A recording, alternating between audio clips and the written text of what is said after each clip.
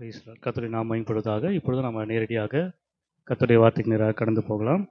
வேத புத்தகம் கொண்டு வந்திருக்காங்க. என்னோடு கூட பிரசங்கின் புஸ்தகம் 12ஆம் அதிகாரத்துக்கு திருப்பிக் கொள்ளுங்க.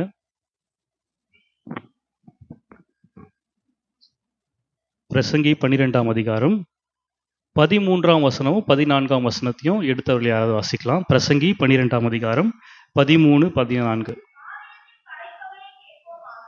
காரியத்தின் கடைத்தொகையை கேட்போமாக. தேவனுக்கு பயந்து அவர் கற்பனைகளை கைக்கொள். எல்லா மனுஷர் மேலும் விழுந்த கடமை இதுவே. ஒவ்வொரு கிரியையையும் அந்தரங்கமான ஒவ்வொரு காரியத்தையும் நன்மையானாலும் தீமையானாலும்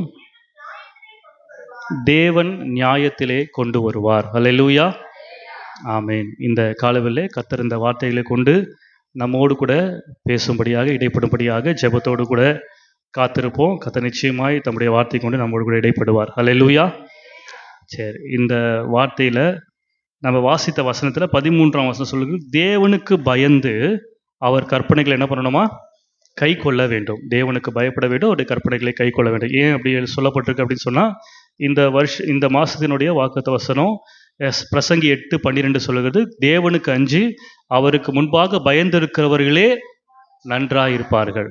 கர்த்தருக்கு முன்பாக பயந்திருக்கவங்க தான் எப்படி இருப்பாங்களாம்? நன்றாயிருப்பார்கள். அப்போ கர்த்தருக்கு பயந்தவங்க எப்படி இருப்பாங்க அப்படின்னு சொல்லியிருக்குது அப்படின்னு சொன்னால் 12:13 தேவனுக்கு பயந்தவர்கள் அவருடைய கற்பனைகளை என்ன பண்ணுவாங்களாம்? கை கொள்ளுவார்கள். அல்லேலூயா, ஆமேன். இந்த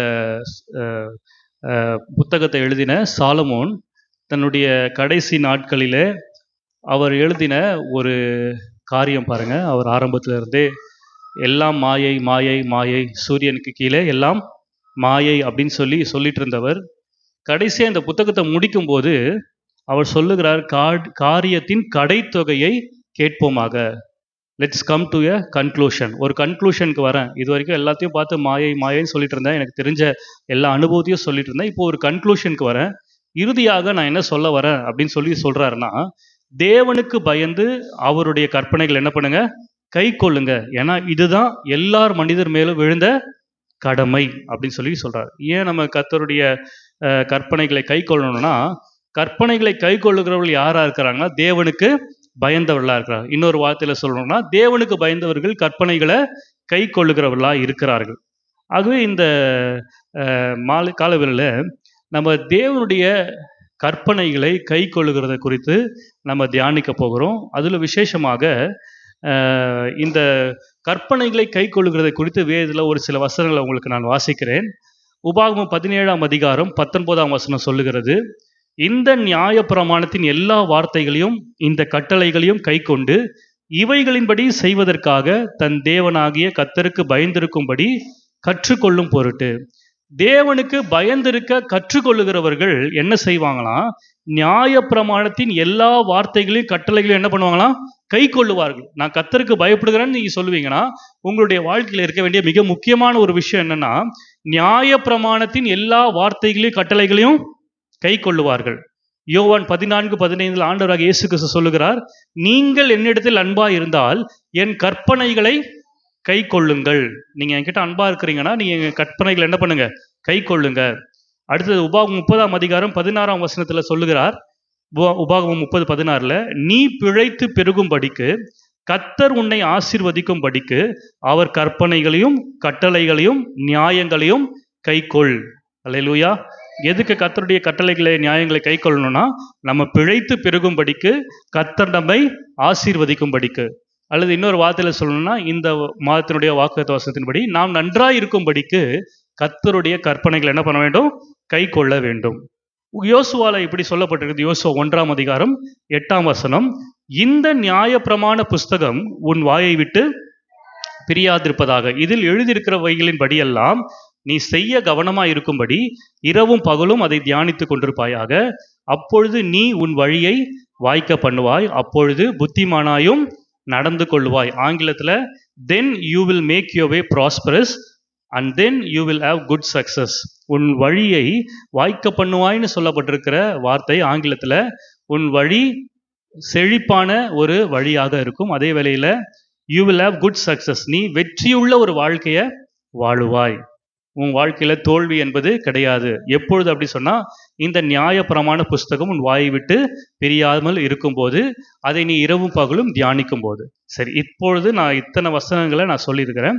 இந்த வசனங்களில் எல்லாம் நான் வந்து பொதுவா சொன்ன ஒரு வார்த்தை அல்லது அடிக்கடி ரிப்பீட் ஆன ஒரு வார்த்தை என்ன அப்படி சொன்னா, இந்த நியாயப்பிரமாண புத்தகத்தை அல்லது இந்த நியாயப்பிரமாண கட்டளைகளை நீ என்ன பண்ண வேண்டும்? கை கொள்ள வேண்டும். சரி, இப்போ இந்த நியாயப்பிரமாண புஸ்தகம் அப்படின்னு சொன்னா என்னது? The word of God. சரி, இப்போ நான் வாசித்தது பெரும்பாலும் பழைய ஏற்பாட்டில் தான் வாசித்தேன். அப்போ அந்த பழைய ஏற்பாட்டு ஜனங்களுக்கு இந்த நியாயப்பிரமாண புத்தகத்தை நீ கைக்கொள் அப்படின்னு சொல்லியிருந்தா, அவங்களுக்கு எது நியாயப்பிரமாண புத்தகம் அப்படின்னு சொன்னால், பொதுவாக அந்த மோசே கொடுத்த 10 கற்பனைகள், கட்டளைகள், அதோடு கூட 5 ஆகமங்கள். அந்த 5 ஆகமங்களை தோரா அப்படின்னு சொல்லி சொல்லுவாங்க இல்லையா? ஆதி ஆகமம், யாத்திராகமம், லேவியர் ஆகமம், எண்ணாகமம், உபாகமம். இந்த 5 ஆகமங்கள் தான் அவங்களுடைய நியாயப்பிரமாண புத்தகம். ப்ளஸ் அந்த கற்பனைகள், கட்டளைகள், அதெல்லாம் மோசேக்கு கொடுக்கப்பட்ட அந்த கட்டளைகள், இதெல்லாம் உள்ளடக்கியதான் இந்த நியாயப்பிரமாண புத்தகம். சரி, இன்றைக்கு நமக்கு புதிய ஏற்பாட்டு விசுவாசிகளுக்கு எது நியாயப்பிரமாண புத்தகம்?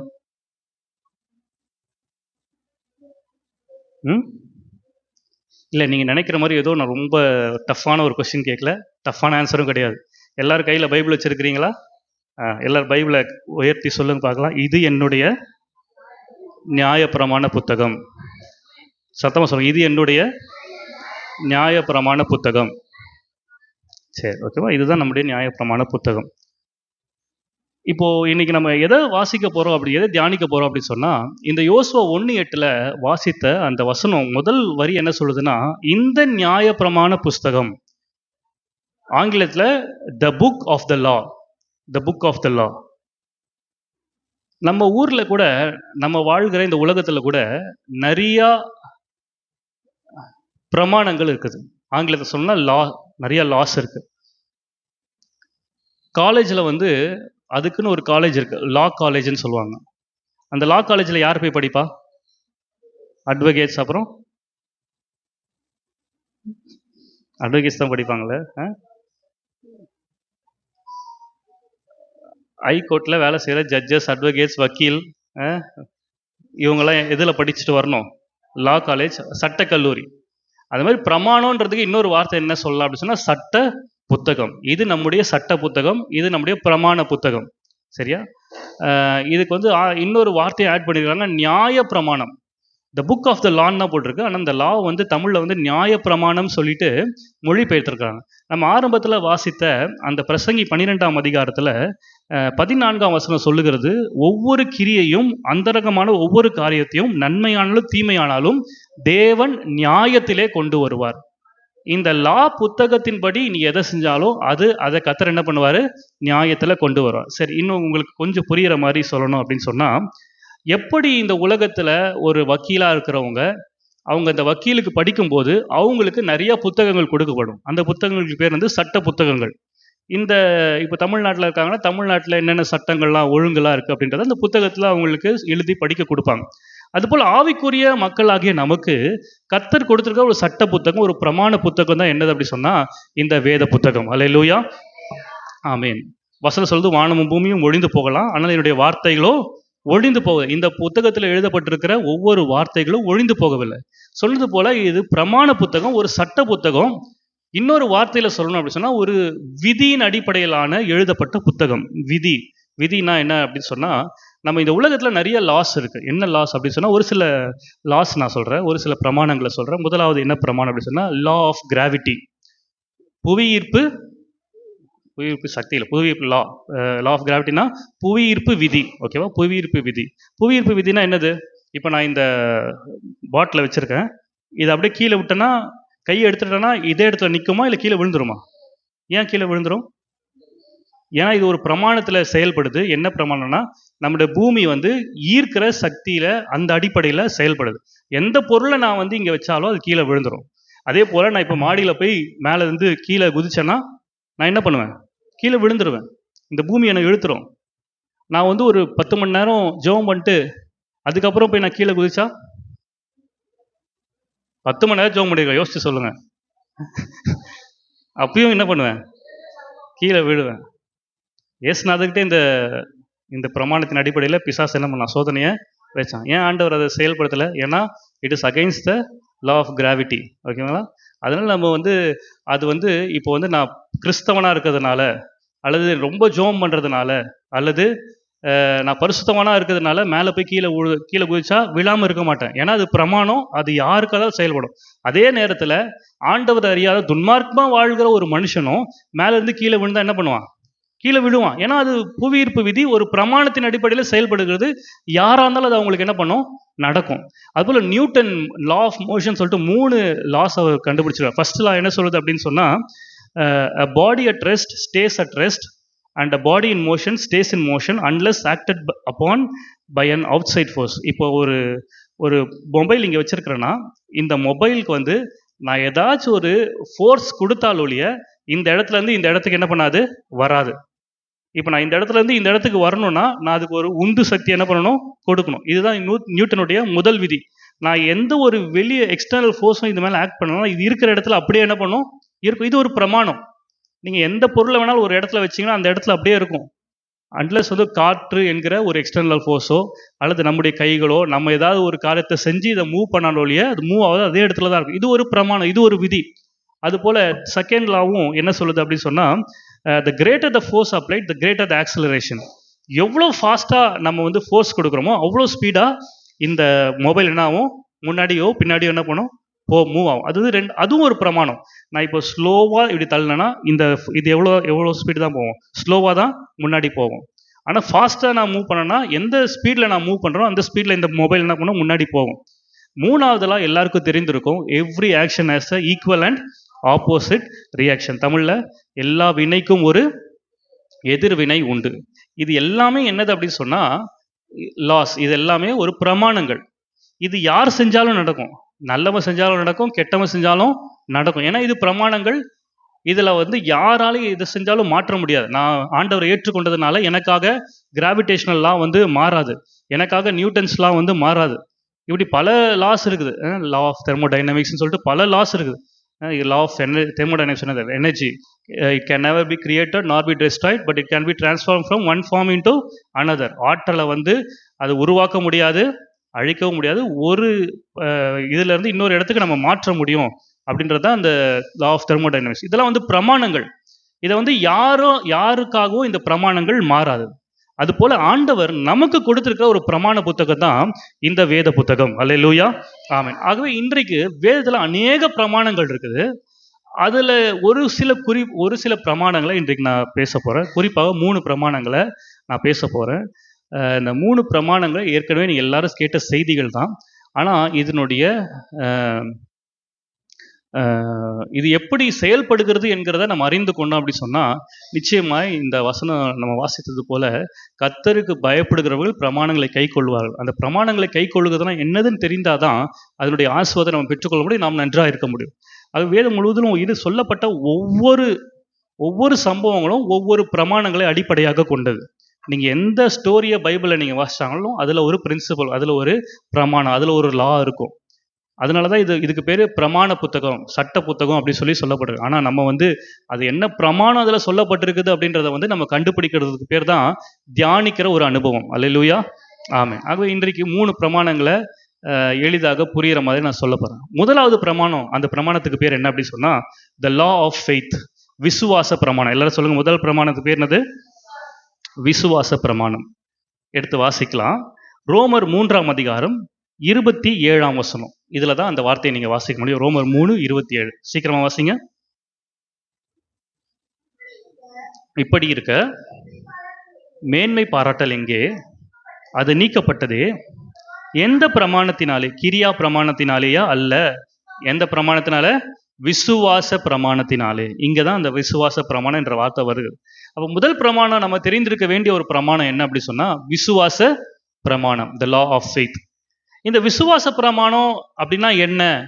அந்த பிரமாணம் என்ன சொல்லுது? லா என்ன சொல்லுது அப்படின்னு சொன்னால் ரோமர் 10:10, நீதி உண்டாக இருதயத்திலே விசுவாசிக்கப்படும், ரட்சிப்பு உண்டாக வாயினாலே அறிக்கை பண்ணப்படும். இதுதான் லா ஆஃப் ஃபெய்த். விசுவாச பிரமாணம் என்ன கவனிங்க, வேதத்தில் பார்க்க வேணாம், நான் அப்படியே சொல்கிறேன் உங்களுக்கு. விசுவாச பிரமாணம்னா என்னன்னா, இருதயத்தில் நான் நம்பணும், நம்பினதை வாயை திறந்து என்ன பண்ணணும்? பேசணும். நீதி உண்டாக இருதயத்தில் விசுவாசிக்கப்படும், ரட்சிப்பு உண்டாக வாயினாலே அறிக்கைப்படும். ரட்சிப்பு உண்டாக அப்படின்றது நம்ம ஏதோ இந்துல இருந்து கிறிஸ்தவத்துக்கு மாறுறதோ அல்லது முஸ்லீம்ல இருந்து கிறிஸ்தவத்துக்கு மாறுறதோ அந்த ரட்சிப்பு இல்லை.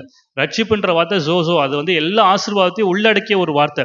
உங்களுக்கு சுகம் வேணுமா, ஆரோக்கியம் வேணுமா, பொருளாதார தேவை சந்தைகள், குடும்பத்துல சந்தோஷம் வேணுமா, உங்க எல்லா பிரச்சனையும் அதற்கான தீர்வை உள்ளடக்கிய ஒரு வார்த்தை தான் என்னது? ரட்சிப்பு. அப்ப நம்ம வாயை திறந்து பேசும்போது நம்முடைய பிரச்சனைகளுக்கான சொல்யூஷன் ரட்சிப்பாய் கடந்து வரும். ஆனா அதுக்கு முன்னாடி அந்த பிரமாணம் என்ன சொல்ல, இருதயத்துல நீங்க என்ன பண்ணணும்? அதை நம்பணும்.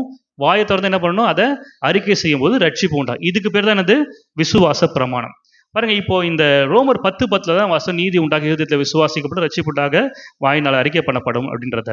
அந்த விசுவாச பிரமாணம் எழுதப்பட்ட அந்த 3ஆம் அதிகாரத்துல 22ஆம் வசனம் ரொம்ப முக்கியமான வசனம் பாருங்க. 3ஆம் அதிகாரம் 22ஆம் வசனம் சொல்லுகிறது, இயேசு கிறிஸ்துவை பற்றும் விசுவாசத்தினாலே பலிக்கும் தேவ நீதியே விசுவாசிக்கிற எவர்களுக்குள்ளும் எவர்கள் மேலும் அது பலிக்கும், வித்தியாசமே இல்லை. அல்லேலூயா. பிரமாணம் அப்படின்னா என்ன தெரியுமா? அது எல்லாருக்கும் பலிக்கும். எவர்களுக்கு உள்ளும் எவர்கள் மேலும் அது பலிக்கும், வித்தியாசமே இல்லை. அப்படின்னு என்ன அர்த்தம்? எந்த ஒரு முகமதிய இருதயத்துல ஆண்டவர் விசுவாசித்து வாய் தந்து அறிக்கை செய்தாலும் அவனுக்கும் நடக்கும், கிறிஸ்தவர்களுக்கும் நடக்கும், இந்துக்களா இருந்தாலும் நடக்கும். 10 மாசம் நீ ஃபாஸ்டிங் பண்ணி ஜெபம் பண்ண ஒரு ஆவிக்குரிய விசுவாசியா இருந்தாலும் நடக்கும், ஜெபமே பண்ணாத ஒரு விசுவாசியா இருந்தாலும் நடக்கும், பாவம் செய்யாத விசுவாசியா இருந்தாலும் நடக்கும், பாவம் செய்கிற விசுவாசியா இருந்தாலும் நடக்கும். எவர்களுக்குள்ளும்னா எல்லாமே உள்ளடக்கியவங்க, எக்ஸப்ஷனே கிடையாது. எவர்களுக்குள்ளும் எவர்கள் மேலும் பலிக்கும். அதுக்கு பேர் தான் என்னது? சட்டம். அதனாலதான் நான் ஆரம்பத்திலே சொன்னேன், பாவம் செஞ்சவன் மேல இருந்து கீழே குதிச்சாலும் விழுவான், பாவம் செய்யாத பரிசுத்தவன் குதிச்சாலும் விழுவான். அதுக்கு பேர் தான் லா. அது எல்லாருக்கும் காமன். அதே மாதிரி இந்த வேத புத்தகம் இது பிரமாண புத்தகம், லா புக். அப்படின்னா இது ஒரு பிரின்சிபல் அடிப்படையாக கொண்டது. விசுவாசம் என்பது ஒரு பிரமாணம், ஒரு பிரின்சிபல், ஒரு லா. அது என்ன சொல்றதுன்னா, நீ இருதயத்துல எதை விசுவாசித்து வாயை தந்து எதை பேசுறீங்களோ அது அப்படியே உங்களுக்கு நடக்கும். அல்லேலூயா, ஆமென். எவர்கள் மேலும் எவர்களுக்குள்ளும் அது நடக்கும், அது வித்தியாசமே இல்லை. இது ரொம்ப ஆழமா நம்ம புரிந்து கொள்ள வேண்டும். நிறைய நேரத்தில் நம்ம என்ன நினைக்கிறோம் அப்படி சொன்னா, யாரோ ஒரு ஊழியக்கார் நம்ம மேல கையை வச்சு தீர்க்கதரிசனம் சொன்னா அது நடக்கும், அல்லது சர்ச்சில் பாஸ்டர் சொன்னா அது நடக்கும், சர்ச்சில் ஜெபம் பண்ற விசுவாசிக தாய்மார்கிட்ட சொல்லி நம்ம ஜெப குறிப்பு கொடுத்தா அவங்க ஜெபம் பண்ணா நடக்கும். இல்லை, ஒரு பிரமாணம் உங்களுக்காக இந்த வேத புத்தகத்தில் கொடுக்கப்பட்டது. அதுக்கு பேர் என்னது? விசுவாச பிரமாணம். அது எது? அதனோட பிரமாணம் என்னன்னா, நீங்க இருதயத்துல இயேசு கிறிஸ்துவ விசுவாசித்து அதை வாயை திறந்து நீங்க அறிக்கை செய்தீங்கன்னா அது அப்படியே உங்களுக்கு நடக்கும். ஆகவேதான் பாருங்க, ரோமர் 10ஆம் அதிகாரம் 8ஆம் வசனம் சொல்லுகிறது, இந்த வார்த்தை உனக்கு சமீபமாய் உன் வாயிலும் உன் இருதயத்திலும் இருக்கிறது என்று வேதம் சொல்லுகிறது. இந்த வார்த்தை நாங்கள் பிரசங்கிக்கிற விசுவாச வார்த்தை என்னவென்றால், கர்த்தராகிய இயேசுவை நீ வாயினாலே அறிக்கையிட்டு தேவன் அவரை மரித்தோரிலிருந்து எழுப்பினார் என்று இருதயத்திலே விசுவாசித்தால் ரட்சிக்கப்படுவாய். அப்படி சொல்லிட்டு தான் சொல்றாரு 10ஆம் வசனத்துல, நீதி உண்டாக இருதயத்திலே விசுவாசிக்கப்படும், ரட்சிப்பு உண்டாக வாயினாலே அறிக்கை பண்ணப்படும். இந்த விசுவாச பிரமாணத்தை பயன்படுத்தின ஒரு சகோதரி, அவங்க யார் அப்படி சொன்னா, மார்க் 5ஆம் அதிகாரத்தில் சொல்லப்பட்ட 12 வருஷமாய் பெரும்பாடுள்ள ஒரு ஸ்திரீ. அந்த ஸ்திரீ பாருங்க, அவங்களை குறித்து சொல்லப்பட்ட போது மார்க் 5ஆம் அதிகாரத்துல 27ஆம் வசனம் சொல்லுகிறது, இயேசுவை குறித்து கேள்விப்பட்டு நான் அவருடைய வஸ்திரங்களை ஆகிலும் தொட்டால் சொஸ்தமாவே என்று சொல்லி. இந்த ஒரு வசனத்துல இந்த விசுவாச பிரமாணம் அடங்கி இருக்குது. விசுவாச பிரமாணம் என்ன? மறுபடியும் சொல்லுங்க. விசுவாச பிரமாணம்னா என்ன? நீதி உண்டாக இருதயத்துல விசுவாசிக்கணும், 2வது ரட்சிப்பு உண்டாக வாயை திறந்து அறிக்கை செய்யணும். இப்போ நான் சொன்ன இந்த 27ஆம் வசனத்துல விசுவாச பிரமாணம் இருக்குன்னு நான் சொல்றேன். அதுல ஒரு பாட்டு தான் இருக்கு. என்ன? வாயை திறந்து என்ன பண்ணியிருக்காங்க? அவங்க பேசியிருக்காங்க. இங்க பெரும்பாடுள்ள ஸ்திரீ இயேசுவை விசுவாசித்தாள்னு இந்த 27ஆம் வசனத்துல போட்டிருக்கா? போடப்படல.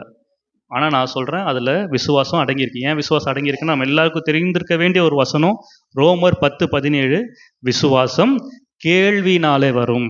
விசுவாசம் எதனால வரும்? கேட்கிறதுனால, கேள்விப்படுகிறதுனால வரும். அப்ப இங்க இந்த அம்மா இயேசுவை குறித்து என்ன பண்ணாங்களாம்? கேள்வி. அப்படின்னா என்ன அர்த்தம்? இன்டைரக்டா என்ன சொல்ல வர்றாங்கன்னா, அவங்களுக்குள்ள இயேசுவின் மேல ஒரு விசுவாசம் வந்திருக்கிறது. அல்லேலூயா. என்ன கேள்விப்பட்டிருப்பாங்க? இயேசுநாதன் ஒருத்தர் இருக்கிறாரு, அவர் சகல நோய்களும் வியாதிகளையும் சுகமாக்குறவரா சுற்றி திரிகிறாராம். நீ அவர்கிட்ட போனா இந்த 12 வருஷமா நீ அனுபவித்துக் கொண்டிருக்க பிரச்சனைகளுக்கான ஒரு தீர்வு அவர் என்ன பண்ணுவார்? கொடுப்பார் அப்படின்றத கேள்விப்பட்ட உடனே அவளுக்குள்ள ஒரு விசுவாசம். ஏன்னா இந்த அம்மா அநேக வைத்தியர்களால மிகவும் வருத்தப்பட்டு தனக்கு உண்டான எல்லா வகைகளையும் செலவழித்து சற்றாக என்ன பண்ணல, குணமடையல. ஆனா இப்படிப்பட்ட சூழ்நிலை இயேசுவை குறித்து கேள்விப்படுறாங்க. அவர் இலவசமா சுகம் கொடுக்கிறாராம், அவர்கிட்ட போய் நம்ம ஜெபம் பண்ணா அவர் கையை வச்சா அற்புதம் நடக்குதா அப்படின்றத கேள்விப்பட்டாங்க. அது அவங்களுக்குள்ள என்ன வந்து எதை கொண்டு வந்தது? விசுவாசத்தை கொண்டு வந்தது. இன்னைக்கு நான் உங்க எல்லாரையும் பார்த்து நான் பேசிட்டு இருக்கிறேன். நான் பேசுகிற வார்த்தைகள் உங்களுக்குள்ள எதை உருவாக்கி கொண்டிருக்கிறது என்று சொன்னால் விசுவாசத்தை. அல்லேலூயா, ஆமென். கர்த்தருடைய வார்த்தை ஜீவனும் வல்லமையும் உடையது. அவருடைய வார்த்தையை கேட்கும் போதே நமக்குள்ள என்ன வரும்? விசுவாசம் வரும். இன்னைக்கு நான் சொன்ன வார்த்தை என்ன தெரியுமா? ரொம்ப முக்கியமான ஒரு வார்த்தை, யாரும் சொல்லாத ஒரு வார்த்தை, சர்ச்சில் சொல்ல பயப்படுகிற ஒரு வார்த்தை. நீங்க எப்படிப்பட்டவங்களா இருந்தாலும் சரி, நீங்க யாரா இருந்தாலும் சரி, நீங்க ஜெபிக்காதவங்களா இருக்கலாம், வேதம் வாசிக்காதவங்களா இருக்கலாம், எவர்களுக்குள்ளும் எவர்கள் மேலும் பலிக்கிற ஒரு பிரமாணம் இருக்குது. அது விசுவாச பிரமாணம். நீங்க செய்ய வேண்டியது என்னன்னா, இருதயத்துல இயேசு கிறிஸ்துவை விசுவாசித்து வாய்களை திறந்து அறிக்கை செய்தால் அந்த விசுவாச பிரமாணம் உங்களுக்கு செயல்படும். அல்லேலூயா. இந்த பெரும்பாடுல ஸ்திரீ எத்தனை நாள் ஃபாஸ்டிங் பண்ணாங்க எழுதியிருக்கா? அன்னைக்கு தான் முதல் நாள் இயேசு சர்ச்சுக்கு வராங்க, இயேசு நோக்கி கடந்து வராங்க இல்லையா? ஆனால் அவங்க அந்த விசுவாச பிரமாணத்தை அவங்க தங்களுடைய வாழ்க்கையில் செயல்படுத்தினாங்க, விசுவாசித்தாங்க இருதயத்தில். அந்த விசுவாசம் அவங்களை கொண்டு, ஏன்னா வேதவாசம் சொல்லுது, கிரியை இல்லாத விசுவாசம் செத்தது. நிறைய பேர் இருதயத்தில் விசுவாசம், ஆண்டவர் எனக்கு இதை செய்வார், நான் நம்புறேன். இயேசு கிறிஸ்து கூட 6 வாரம் சர்ச்சில் வரும்போதெல்லாம் கேள்விப்படுறோம். ஆனால் அந்த அம்மா கேள்விப்பட்டதோடு நிற்கலை. நான் ஊருக்குள்ளே நடந்து வந்தால் எனக்கு என்ன நடக்கும்னு எனக்கு தெரியும். எல்லாரும் என்ன பண்ணுவாங்க? கல் எடுத்து அடிப்பாங்க. நான் செத்து போகிறது கூட நிறைய வாய்ப்புகள் இருக்குது. ஆனால் அதெல்லாம் நான் பொருட்படுத்த மாட்டேன். நான் கிரியைகளை காணும், அவரை நோக்கி போவேன். அவருடைய வஸ்திரத்தின் ஓரத்தை நான் என்ன பண்ணுவேன்? தொடுவேன். ஒரு ரிஸ்க் எடுக்கிறாங்க. போனாங்க, தொட்டாங்க. போகும்போது என்ன பண்ணுறாங்கன்னா, அதை வாயில் என்ன பண்ணுறாங்க? அறிக்கை செய்கிறாங்க. அவர் இடத்துல போனால் சொஸ்தமாவே என்று சொல்கிறாங்க வாயை திறந்து. அவர் தொட்ட உடனே சுகமானது. ஆண்டவர் சொல்கிறாரு, நீ என்னை தொட்டதுனால உனக்கு சுகம் கிடைச்சதுன்னு சொல்ல. என்ன சொன்னார்? உன் விசுவாசம் உன்னை, அப்படின்னா இன்னொரு வார்த்தை இல்லை, நீ கையாண்ட இந்த விசுவாச பிரமாணம் உன்னை, சொல்லுங்க என்ன? வாயை திறந்து சொன்னா என்ன உண்டாகும்? ரட்சிப்பு உண்டாகும். நீ சுகமானே சொல்ல. ஆண்டவர் சொல்றாரு, அந்த வசனத்தை வாசிங்க, மார்க் 5ஆம் அதிகாரம் 34ஆம் வசனம். உன் விசுவாசம் உன்னை ரட்சித்ததுன்னு சொன்னார். அல்லேலூயா, ஆமாம். ஏன்னா விசுவாச பிரமாணத்தை யாரெல்லாம் கை கொள்ளுகிறார்களோ அவங்களுடைய வாழ்க்கையில் என்ன கடந்து வரும்? ரட்சிப்பு, அல்லது உங்க பிரச்சனைக்கான தீர்வை கர்த்தர் ரட்சிப்பாய் கொண்டு வருகிறார். அல்லேலூயா, ஆமென். இன்னைக்கு நான் சொல்ற ஒரு வார்த்தை உங்களுக்குள்ள எதை உண்டாக்குறதுன்னா விசுவாசத்தை உண்டாகுது. என்ன விசுவாசத்தை உண்டாக்குது? நான் இன்னைக்கு சொல்லியிருக்க தைரியமா சொல்றேன். உங்க பிரச்சனைக்கான தீர்வை பாஸ்டர் தேடி போவாதீங்க, யாராவது நல்ல மூத்த விசுவாசிகளை தேடி போவாதீங்க, அல்லது எனக்கு தெரிஞ்ச இந்த ஒருத்தர் இருக்கிறாரு அவர்கிட்ட சொன்னா எல்லாமே சக்சஸ் ஆகுதான், அப்படி யாரையும் தேடி போவாதீங்க. உங்க வாழ்க்கைக்கான பிரச்சனையை கர்த்தர் உங்க நாவில் வைத்திருக்கிறார். அல்லேலூயா, ஆமாம். நீங்க சொன்னா அது நடக்கும். ஆனால் சொல்றதுக்கு முன்னாடி இருதயத்தில் என்ன பண்ணணும்? விசுவாசிக்கணும். வாயை திறந்து என்ன பண்ணணும்?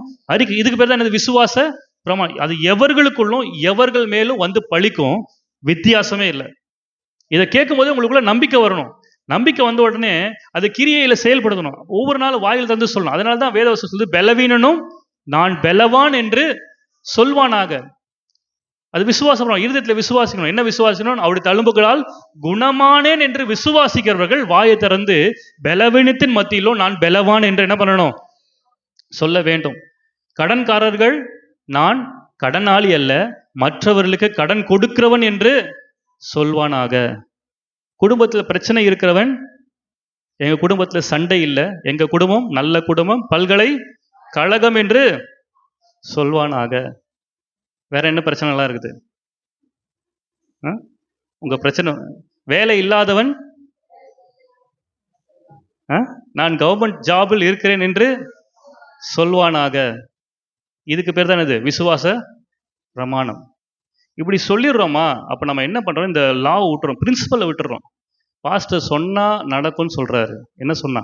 பைபிளில் எழுதியிருக்கிறார். ஏசப்பா சொல்கிறார், பலவீனன் பலவான்னு சொல்லுவானாங்க. அப்போது இந்த ஸ்ரீராம ஜெயம் 100 வாட்டி எழுதுவாங்களே நோட்டில், அந்த மாதிரி நமக்கு ஒரு ஜெயம் இருக்குது. அது என்னது?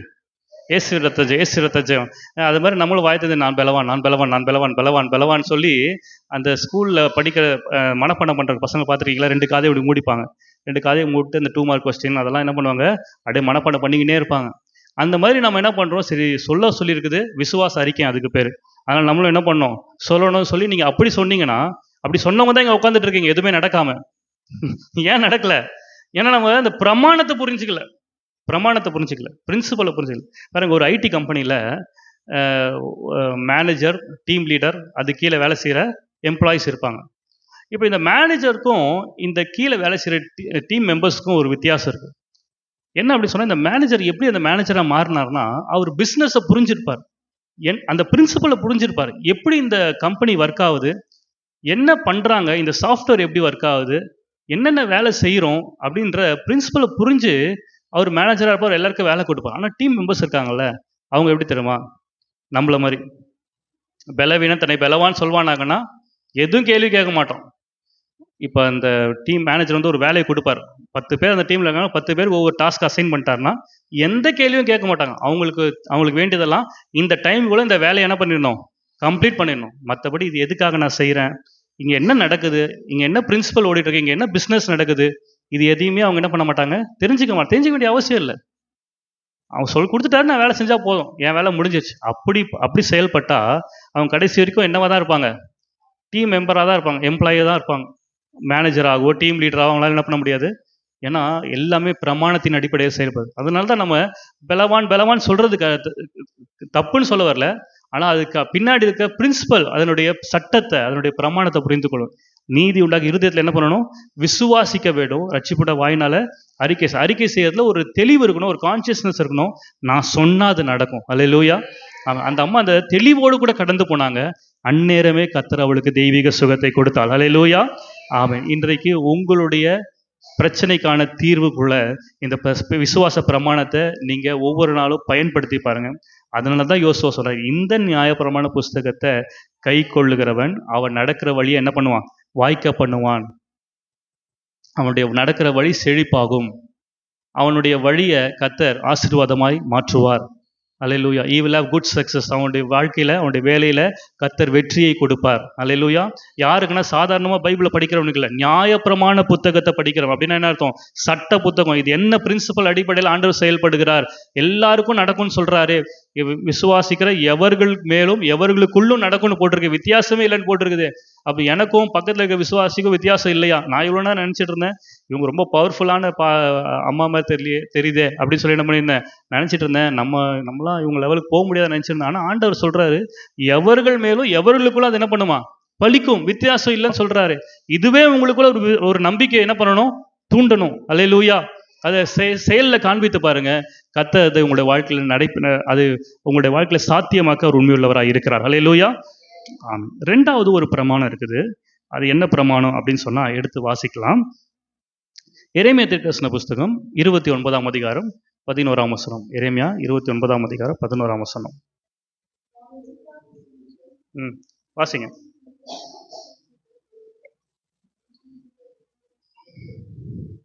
எரேமியா 29:11. நீங்கள் எதிர்பார்த்திருக்கும் முடிவை உங்களுக்கு கொடுக்கும்படிக்கு நான் உங்கள் பேரில் நினைத்திருக்கிற நினைவுகளை அறிவேன் என்று கர்த்தர் சொல்லுகிறார். அவைகள் தீமைக்கல்ல, சமாதானத்துக்கு ஏதுவான நினைவுகளே. அல்லேலூயா. 2வது ஒரு பிரமாணம் இருக்குது. அதனுடைய பிரமாணத்துக்கு பேர் என்ன அப்படி சொன்னால், த லா ஆஃப் எக்ஸ்பெக்டேஷன், எதிர்பார்க்கிற பிரமாணம். அல்லேலூயா. எதிர்பார்க்குதலை குறித்ததான பிரமாணம். இங்கே வசனம் சொல்லுகிறது, நீங்கள் எதிர்பார்த்திருக்கிற முடிவை உங்களுக்கு கொடுக்கும்படிக்கு உங்கள் மேலில் நினைத்திருக்கிற நினைவுகளை அறிவேன். சங்கீதத்தில் ஒரு வசனம் சொல்லப்படுகிறது, கர்த்தர் நம்மை நினைத்திருக்கிறார், அவர் நம்மை ஆசீர்வதிப்பார். கர்த்தர் நம்ம நினைச்சிருக்கிறார். என்ன நினைச்சிருக்கிறார்னா, இங்க எரேமியா சொல்றாரு, நீங்கள் எதிர்பார்த்திருக்கிற முடிவை உங்களுக்கு கொடுக்கும்படியா நான் என்ன பண்ணியிருக்கிறேன், உங்கள் மேல் நினைவா இருக்கிறேன். அல்லேலூயா.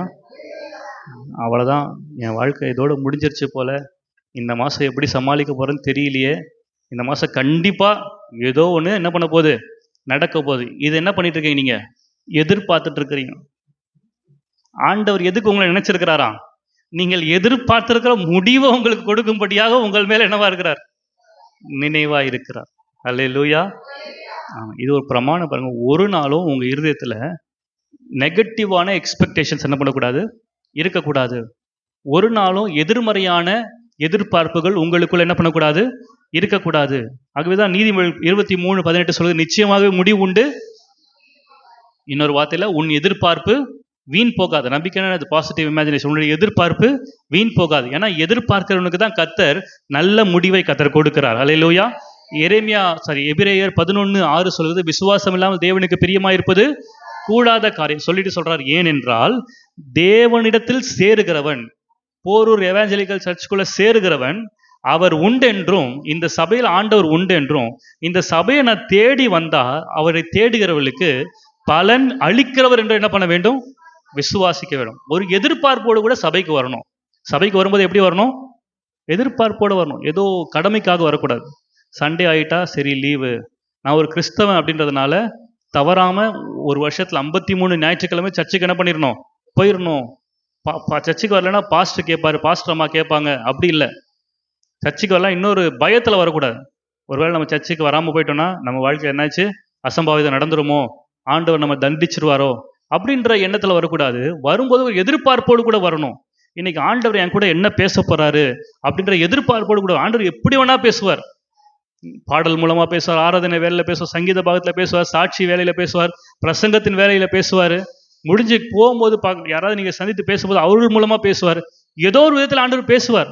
அப்போ வரும்போதே ஒரு எதிர்பார்ப்போடு வரும். இன்னைக்கு ஆண்டவர் என் கூட என்ன பேச போறாரு. ஹல்லேலூயா. இது ஒரு பிரமாணம், ஒரு பிரின்சிபல் இருக்கு. நான் ஏதோ ஏனோ தானோன்னு வந்துட்டு வர சர்ச்சு தானே, இந்த டைம்ல என்ன ஓடிட்டு இருக்கு எனக்கு தெரியும், அப்போ இந்த டைமுக்கு போய்க்கலாம், அப்போதான் கரெக்டா இருக்கும். ஆனால் நமக்குலாம் என்ன எதிர்பார்ப்பு இருக்கு? ஐயோ டேவிட் பாஸ்டர் வர இல்லையா, அங்கே துண்டத்தில் இந்த பையன் வந்துட்டானா, 2 குறிப்பு 3 குறிப்புன்னு சொல்லி ஏதோ முடிச்சிடறேன்னு சொல்லிட்டு 1 மணி வரைக்கும் இழுத்துட்டு போவோம். நம்ம வேற கறி கடையில் போய் என்ன வாங்கணும்? அந்த சோரொட்டி இருக்குமா இல்லையான்னு தெரியலையே. இதுதான் நம்ம எதிர்பார்ப்பா இருக்குது. ஆண்டவர் என்ன பேசுவார்ன்ற எதிர்பார்ப்பு இல்லை. நீங்கள் எதிர்பார்த்திருக்கும் முடிவை உங்களுக்கு கொடுக்கும்படி உங்கள் மேல் நினைவா இருக்குன்னு ஆண்டவர் சொல்றாருன்னா, கர்த்தர் நிச்சயமா நம்முடைய எதிர்பார்ப்புகளை அவர் அறிந்திருக்கிறார். அல்லேலூயா. ஆமென். ஆபகுக்கு 2:3 சொல்லுது, குறித்த காலத்துக்கு தரிசனம் இன்னும் வைக்கப்பட்டிருக்கிறது, அது முடிவிலே விளங்கும், அது பொய் சொல்லாது, அது தாமதித்தால் அது காத்திரு, அது நிச்சயமாய் வருவது என்ன பண்ணுவதில்லை, தாமதிப்பது இல்லை. கர்த்தர் உங்கள் ஒவ்வொருவரை குறித்த ஒரு தரிசனத்தை கர்த்தர் வச்சிருக்காரு. எத்தனை பேர் அதை நம்புறீங்க? என் வாழ்க்கை குறித்த ஒரு தரிசனத்தை ஆண்டவர் வச்சிருக்கிறாரு. நீங்க யாரவனா இருக்கலாம், வித்தியாசமே இல்லை. எவர்களுக்குள்ளும் எவர்கள் மேலும், அந்த வார்த்தையை பிடித்து கொள்ளுங்க. நீங்க எனக்கு நல்லா இங்கிலீஷ்லாம் வராதுப்பா, எனக்கு நல்ல தாளந்துகள்லாம் இல்லை, கீபோர்டு வாசிக்க தெரியாது, பேட் வாசிக்க தெரியாது, நல்லா பேச வராது, எனக்கு நான் நல்லா சரியா படிக்கல, நல்ல வேலை இல்லை, நீங்க எந்த எக்ஸ்கியூஸும் சொல்ல முடியாது. இந்த உலகத்துல நீங்க பிறந்துட்டீங்கன்னா உங்களை குறித்ததான ஒரு தரிசனத்தை கர்த்தர் வைத்திருக்கிறார். அல்லேலூயா. ஒவ்வொருவரை குறித்து வித்தியாசப்பட்ட தரிசனத்தை கர்த்தர் ஒவ்வொருவர் மேல என்ன பண்ணியிருக்கிறாரு, வச்சிருக்கிறார். உங்களுக்காக தரிசனம் வைக்கப்பட்டிருக்கு. அதை நீங்க மறந்துடக்கூடாது. அது ஒருவேளை நடக்கலைன்னாலும் அதற்காக நீ என்ன பண்ணு, காத்திரு. நிறைய பேருடைய புலம்பல் என்னன்னா எக்ஸ்பெக்டேஷன். அதில் என்ன புலம்புவாங்கன்னா, எதிர்பார்த்ததுல குறித்து என்ன புலம்புவாங்கன்னா, என்னுடைய வாழ்க்கையில் எங்கள் குடும்பத்தில் சண்டை வர்றதுக்கு காரணமே நான் ரொம்ப என்ன பண்ணுறேன், எதிர்பார்த்து கடைசியில் நான் எதை தான் சந்திச்சிருக்கேன், ஏமாற்றத்தை தான் என்ன பண்ணியிருக்கேன், சந்திச்சிருக்கிறேன் அப்படின்னு சொல்லி இந்த எதிர்பார்க்கிறதே கடைசியில் என்ன பண்ணிடுறோம், விட்டுடுறோம். ஆனால் ஆண்டவருடைய கருத்துலேருந்து அற்புதத்தை பெற்றுக்கொள்வதற்கு மிக முக்கியமான ஒரு பிரமாணம் இது. விசுவாச பிரமாணத்தில் ஒரு பகுதி தான் எதிர்பார்க்கிறது என்கிறது. ஒரு சிறந்த ஒரு எடுத்துக்காட்டை நான் காமிக்கிறேன். 1 ராஜாக்கள் 18ஆம் அதிகாரத்தை எடுத்துக்கொள்ளுங்க. 1 ராஜாக்கள் 18ஆம் அதிகாரம் 41ஆம் வசனத்துல எலியா ஆகாபை நோக்கி சொல்றாரு, நீர் போம், போஜனபானம் பண்ணும், பெருமழையின் இரைச்சல் கேட்கப்படுகிறது என்றான். இந்த ஆகாப் என்ற மனிதனை பார்த்து எலியா தீர்க்கதரிசி சொல்றாரு, மழை வர சவுண்ட் எனக்கு கேட்குதுப்பா, அதனால சீக்கிரமா போய் என்ன பண்ணுங்க, சாப்பாடு சாப்பிடுங்க, பிரியாணி போட்டிருக்காங்க, காலியாவதுன்னு சொல்றாங்க, கடைசி பந்தி மாதிரி தெரியுது, அதனால சீக்கிரம் என்ன பண்ணுங்க, போய் சாப்பிடுங்க அப்படின்னு சொல்லி இந்த ஆகாபை சொல்றாரு. ஆகாபு சரி தீர்க்கதரிசி சொல்றாரு, இன்னும் அவர் மேலாம் பார்க்குறாரு. யாரு? ஆகாப் மேலே பார்த்தா சூரியன் பல்ல காமிச்சு சிரிச்சிட்டு இருக்குது. சூரியன் இப்படி சுல்லுன்னு அடிச்சிட்டு இருக்குது. எலியா தீர்க்கதரிசின்னு ஒரு சத்தம் கேட்குது, மழை சத்தம் கேட்குதுன்னு சொல்றாரு. இருந்தாலும் தீர்க்கதரிசி இல்லையா, சரின்னு சொல்லிட்டு அவர் சாப்பிட போயிட்டார். இப்போ இந்த டைம்ல சாப்பிட போன டைம்ல எலியா தீர்க்கதரிசி என்ன பண்றாரு, அவர் போயிட்டு அவங்க வேலைக்காரனை கூப்பிடுறாரு. வேலைக்காரனை கூப்பிட்டு அனுப்புறாரு, போய் வெளியே போயிட்டு மேலே என்னாச்சு மழை வர மாதிரி என்ன அறிகுறி இருக்கா, போய் பார்த்துட்டு வாப்பா அப்படின்னு சொல்லி அனுப்புறாரு. ஃபர்ஸ்ட் டைம் அனுப்புறாரு. வேலைக்காரன் பார்த்துட்டு சொல்றான், எந்த சைனுமே இல்லை, அறிகுறியும் இல்லை, சூரியன் தான் அடிக்குது அப்படி சொல்லிட்டு, சரி அப்படியா சரின்னு சொல்லிட்டு திருப்பியும் 2வது முறை அனுப்புறாரு. திருப்பியும் 3வது முறை. 6 முறையும் ஒரே பதில் தான். என்ன முறை? என்ன பதில்? மழையும் வரல, அதுக்கான அறிகுறியும் இல்லை. ஆனா இந்த எலியா பாருங்க, 6 முறை ஏமாற்றம். அவனுக்கு ஒரு எதிர்பார்ப்போட போய் அவனுடைய வேலைக்காரனை அனுப்புறான். போய் பார்த்துட்டு வாப்பா, நான் எதிர்பார்க்கிறேன் பெருமழையின் சத்தத்தை நான் என் காதால, ஆவிக்குரிய காதால நான் கேட்டுட்டேன். நிச்சயமா அங்க ஏதோ ஒரு அற்புதம் நடக்க போகுது அப்படின்னு 6 முறை எதிர்பார்த்தான். 6 முறை அவனுக்கு ஏமாற்றம் தான். பெரிய தீர்க்கதரிசி தான். ஆனா அவனுடைய எதிர்பார்ப்புக்கு என்ன 6 முறை என்ன வந்துச்சு? ஏமாற்றம் தான் வந்தது, தோல்வி தான் வந்தது. அதுவும் எப்படி அவன் பண்ணான் அப்படின்னு சொன்னா, யாராச்சும் கூப்பிட்டு பண்ண வைக்கலாமான்னு பார்க்குறான். ஆனால் அந்த அளவுக்கு ஃப்ளெக்சிபிளாக இருப்பாங்களான்னு தெரியல. எலியா தீர்க்கதரிசி அவன் தலையை 2 கால் முட்டிக்கு நடுவில் என்ன பண்ணானா வச்சு மூடிக்கிட்டானான். தமிழில் கால்கள் படன்னு போட்டிருக்கு. ஆங்கிலத்தில் இன் பிட்வீன் இஸ் லெக்ஸ், அந்த முட்டிக்கு நடுவில் தலையை என்ன பண்ணானா வச்சு அழுத்திக்கிட்டானான். 6 முறையும் இப்படியே தலையை முட்டி கீழே வச்சுட்டு தான் அவன் என்ன பண்ணியிருக்கிறான், வேலைக்காரன்ட்ட பேசியிருக்கிறான். நான் யோசிப்பது, எதுக்கு தலையை முட்டி கீழே வச்சிருக்கிறாரு அப்படின்னு சொல்லி. அதுக்கு ஒரு 2 ஆன்சர் என்னால் கண்டுபிடிக்க முடியுது. முதல்ல என்னன்னா, அவன் தலையை முட்டி கீழே வைக்கிறதுனால அவன் எதை பார்த்துருக்க முடியாது? வானத்தை பார்த்துருக்கணும். இந்த எதிர்பார்க்குதலினுடைய பிரமாணத்தில் மிக முக்கியமானது என்னன்னா, நீங்கள் உங்கள் வாழ்க்கையில் நடக்கிற பிரச்சனைகள் என்ன பண்ணக்கூடாது? பார்க்கக்கூடாது. பிரச்சனைகளின் நடுவிலும் நீங்கள் என்ன பண்ணணும்? பிரச்சனைகளை பார்க்காம இந்த பிரச்சனைகளை சரி செய்கிற ஆண்டவரை நோக்கி பார்க்கணும். அவன் கண்ணை மேலே பார்த்துட்டானா அவனுக்கு இருக்கிற விசுவாசமே என்ன பண்ணிட்டு இருக்கோம்? போயிட்டு இருக்கோம். அதனால அவன் கண்ணை மேலே பார்க்கல, பிரச்சனையை பார்க்கல. அதற்கு பதிலாக அவன் கண்ணை என்ன பண்ணா? அடைத்து கொண்டான். இன்னொரு ரீசன் இருக்கு. என்ன ரீசன் அப்படின்னு சொன்னா, பாருங்க, நம்முடைய மூளை இருதயத்துக்கு மேலே இருக்கா, இருதயத்துக்கு கீழே இருக்கா? மேலே. இப்போ எலியா செஞ்ச இந்த ஸ்டண்ட்ல அவருடைய மூளை எங்க வந்துருக்கு? இருதயத்துக்கு மேலே இருக்கா, இருதயத்துக்கு கீழே இருக்கா? இப்போ அவருடைய இருதயம் மேலே வந்துச்சு, அவருடைய மூளை கீழே போயிடுச்சு. மூளை சொல்லும், மேலே பார்க்குறியே சூரியன் அடிச்சிருக்கு, நீ தலைகீழனாலும் மழை பெய்யாது. இது மூளை சொல்லும். இப்போ என்ன பண்ணுறான், இந்த மூளை சொல்கிறத நான் என்ன பண்ண மாட்டேன்? கேட்க மாட்டேன். என் இருதயத்தில் ஒரு எதிர்பார்ப்பு இருக்கு. என்ன எதிர்பார்ப்புனா, பெருமழையின் சத்தத்தை என் இருதயம் என்ன பண்ணுது? எதிர்பார்த்து கேட்டு கொண்டிருக்கிறது. அப்போ இப்படி பண்ணும்போது இருதயத்துக்கு அவன் முக்கியத்துவம் கொடுக்குறான். 6 முறை அவன் இருதயத்துக்கு தான் முக்கியத்துவம் கொடுத்தாலும் ஏமாற்றம் தான். ஆனால் அது 7வது முறை அவன் வேலைக்காரன் சொல்றான், ஒரு கையளவு மேகம் தெரியுது. அல்லேலூயா, ஆமென். உள்ளங்கை அத்தனை சிறிய மேகம் எழும்புகிறது என்ன. உடனே பாருங்க, 44ஆம் வசனத்துல 1 ராஜாக்கள் 18:44, அப்பொழுது அவன், நீ போய் ஆகாபை நோக்கி, மழை உம்மை தடை செய்யாதபடிக்கு ரதத்தை பூட்டி போய்விடும் என்று சொல் என்றான். இங்க என்ன பிரமாணம் வேலை செய்யுது?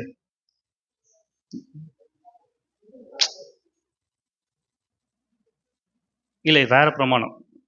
இது எதிர்பார்ப்பு பிரமாணம் தான் பேசிட்டு இருக்கேன். ஆனா இப்ப எலியா தீர்க்கதரிசி எந்த பிரமாணத்தை அப்ளை பண்றாரு? எந்த பிரின்சிபல் அப்ளை பண்றாரு? Very good. ஏன் விசுவாச பிரமாணம்? விசுவாச பிரமாணத்தை இருதயத்தை விசுவாசிக்கு வாயை திறந்து சொல்லும். எப்ப இவன் வாயை திறந்து பேசினா தெரியுமா? அப்படியே ஃபுல்லா இருட்டுருச்சு அப்படின்னு சொல்லி வேலைக்காரன் சொல்லும் போது சொல்ல, ஜஸ்ட் ஒரு உள்ளங்கை அளவு என்ன பண்ணுது? சூரியன் இருக்குது, ஆனா பக்கத்துல சின்னதா ஒரு கருப்பு கலர்ல மேகம் தெரியுது. உள்ளங்கை அளவு, இவ்வளவுதான். அந்த டைம்ல என்ன வாயை திறந்து பேசினா? அப்படி ஆகாபு சீக்கிரம் செகண்ட் ரைஸ்லாம் வாங்க வேணாம்னு சொல்லு. என்ன பண்ணு? இலையை மடிக்க சொல்லு. இலையை மடிச்சு சீக்கிரம் என்ன பண்ணு? போ சொல்லு. வேலைக்காரன் என்ன பண்ணியிருப்பான்? சிரிச்சிருப்பான் இல்லையா? இவருக்கு என்ன புத்தி கித்தி கெட்டு போயிடுச்சா? ஆனா அவன் சொன்னது மாதிரியே போய் சொன்னான். அந்த விசுவாச பிரமாணம் அங்கே செயல்பட்டது. அவன் போகிறதுக்குள்ள வசனம் சொல்லுது, அதற்குள்ளாக வானம் மேகங்களினாலும் காற்றினாலும் கருத்து பெருமழை உண்டாயிற்று. ஆகாப் ரதத்தில் ஏறி இஸ்ரேலுக்கு போனான். அல்லேலூயா, சத்தமா சொல்லுங்க அல்லேலூயா. ஆமென். எதிர்பார்க்கிற நேரத்துல ஒருவேளை தோல்விகள் வரலாம். ஆனா என்ன பண்ணாதீங்க? மனம் தளராதீங்க. அல்லேலூயா. ஆமாம். இந்த வருஷம் கர்த்தர் எனக்கு கொடுத்த ஒரு வார்த்தை என்ன அப்படின்னு சொன்னால், ஒரு வாக்குறுதி வசனம் என்ன அப்படின்னு சொன்னால், பாருங்க, இதோ திறந்த வாசலை உனக்கு முன்பாக வைத்திருக்கேன், அதை ஒருவனும் பூட்ட மாட்டான். இந்த வசனம் தான் எனக்கு கொடுத்தார். ஓகேவா? டிவியில் போடுவாங்க, உங்களை வெறுப்பேற்றுறதுக்காக டிவிலெலாம் போட்டு காமிக்க சொல்லியிருக்கிறேன். அதனால் பாருங்கள், அவன் டிவி தெரியாது, சின்னதாக இருக்குது அப்படின்னு சொன்னான். அதனால திரும்ப சொல்லியிருக்கேன், நீங்களாம் பார்க்கணும், அதில் உங்களை வெறுப்பேற்றி அதில் நான் ஒரு சந்தோஷம் அடையணும் அப்படின்னு சொல்லி, சரி அதுலேயே அதே பாருங்கள், இந்த வசனத்தை கொடுத்தார்.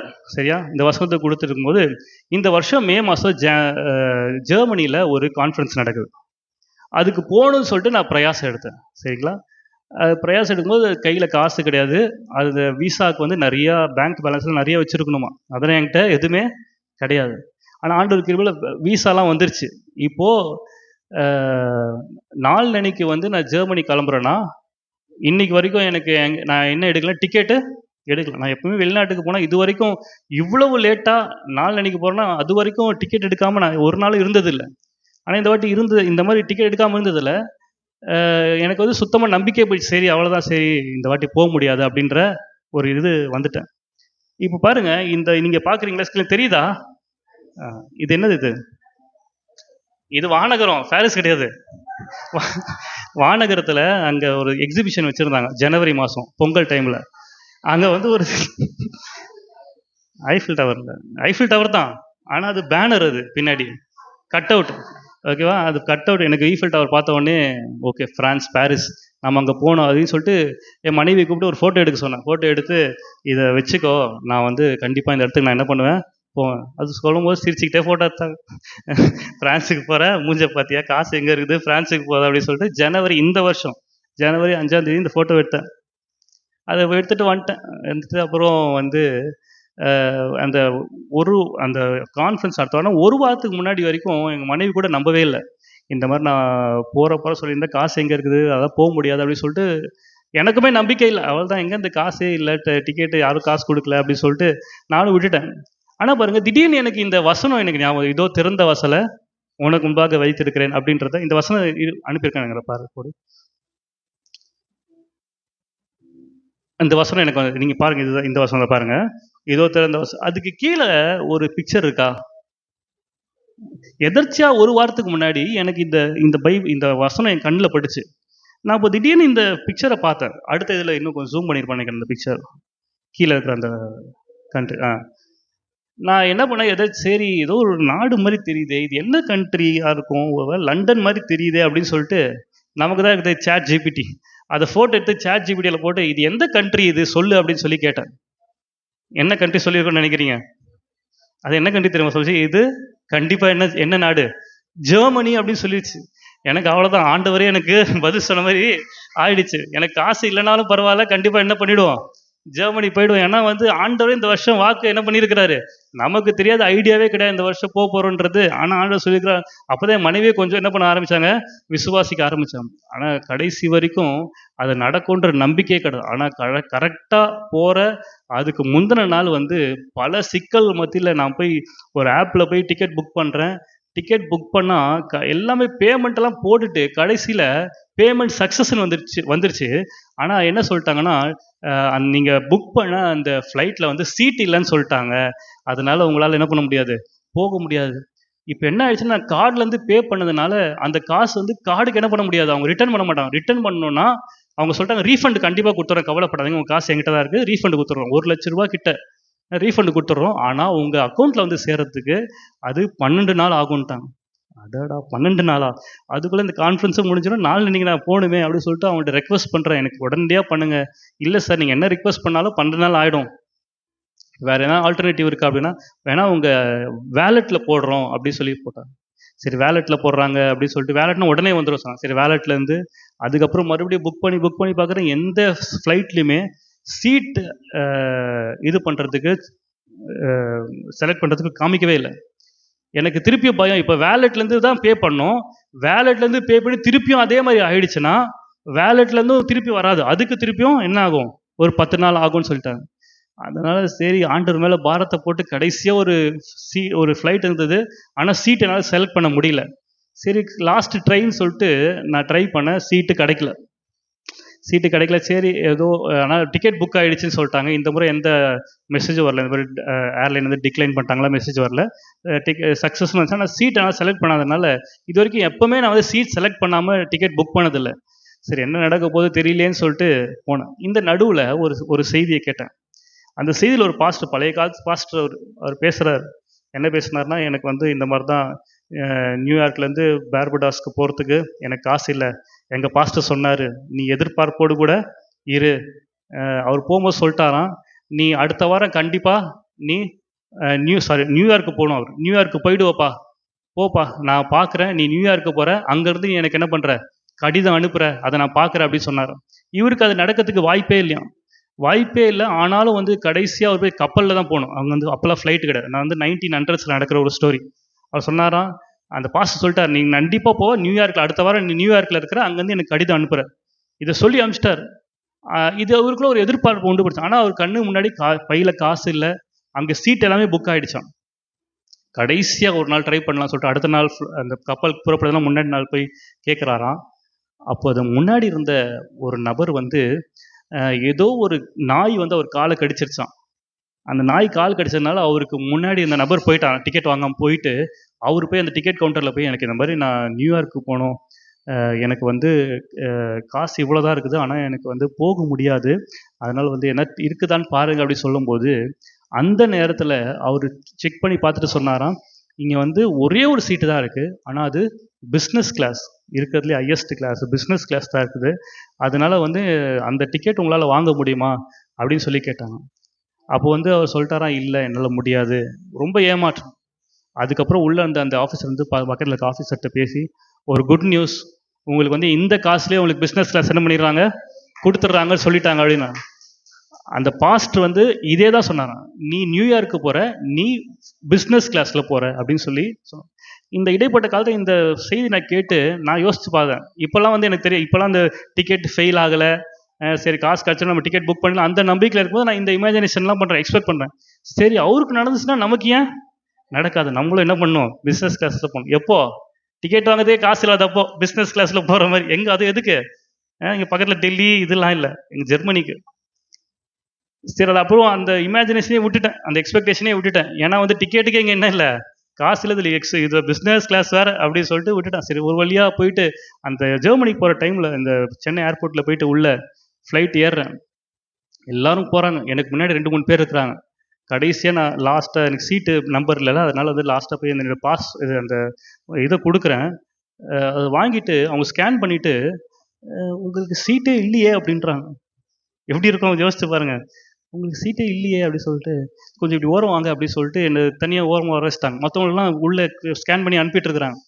அவங்க கேட்குறாங்க, நீங்கள் இப்போ தான் ஃபஸ்ட் டைம் போகிறீங்களா யூரோப்க்கு அப்படின்னு. ஆமாம், இதான் என்னுடைய ஃபஸ்ட் டைம் அப்படின்னு. அப்போ கொஞ்சம் வெயிட் பண்ணுங்க அப்படின்னு சொல்லி சீனியர்ட்லாம் பேசுகிறாங்க. இவர்கிட்ட ஃபஸ்ட் டைம் போகிறாரா, என்ன சீட் வேறு இல்லை அப்படின்னு சொல்லிட்டு என்னை ஒரு தீவிரவாதி லெவலுக்கு என்ன பண்ணிட்டாங்க, பேசிட்டாங்க. அதுக்கப்புறம் குசு குசு குசுன்னு பேசினாங்க. இது ஏன் இல்லைன்னா, இவருடைய டிக்கெட் வந்து பிஸ்னஸ் கிளாஸ்க்கு அப்கிரேட் பண்ணியிருக்குது அப்படின்றான். உங்களால் நம்ப முடியுமா? என்னால் வந்து நம்பவே முடியல. பாருங்க, நம்முடைய எக்ஸ்பெக்டேஷன் வந்து அது வந்து ஆண்டவர் மேலே நீங்கள் உண்மையான ஒரு எதிர்பார்ப்பு வச்சுருந்தீங்கன்னா, அந்த எதிர்பார்ப்பை நீங்கள் மறந்துருந்தாலும் நிச்சயமாக முடிவுன்ற நம்பிக்கை என்ன ஆகாது, வீண் போகாது. அல்லேலூயா. அப்போ தான் எனக்கு என்ன வந்தது, உயிர் வந்தது. உள்ளே போனால் பிஸ்னஸ் கிளாஸில் ஒரே கவனிப்பு. முதல் முறை பிஸ்னஸ் கிளாஸை பார்க்குறோம்ல, அந்த சீட்டை ஃபோட்டோ எடுக்கலான்னு ஏஞ்சி வந்தால் கூட அங்கே இருக்கிற பணிப்பெண்கள் வந்து, சார் சார் சார் என்ன சார் வேணும், என்ன சார், ஏன் உட்காருங்க சார் அப்படி.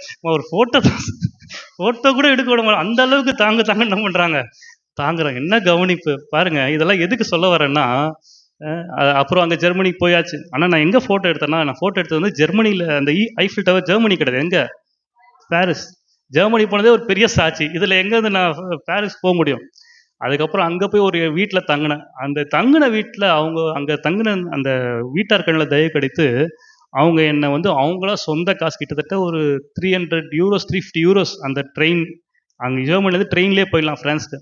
அவங்களே காசு போட்டு அடுத்த நாள், ஆக்சுவலாக 4 அன்னைக்கு எனக்கு ஃப்ளைட்னா, அவங்க இன்றைக்கி சொல்கிறாங்க, இன்றைக்கி ஒரு நாள் நீங்கள் போயிட்டு வாங்க, ஃப்ரான்ஸ் போய் பார்த்துட்டு திருப்பி ஃப்ரான்ஸ்லேருந்து திருப்பி என்ன பண்ணுங்கள், ஜெர்மனிக்கு வந்துட்டு இங்கேருந்து நீங்கள் வீட்டுக்கு என்ன பண்ணலாம், போகலாம்.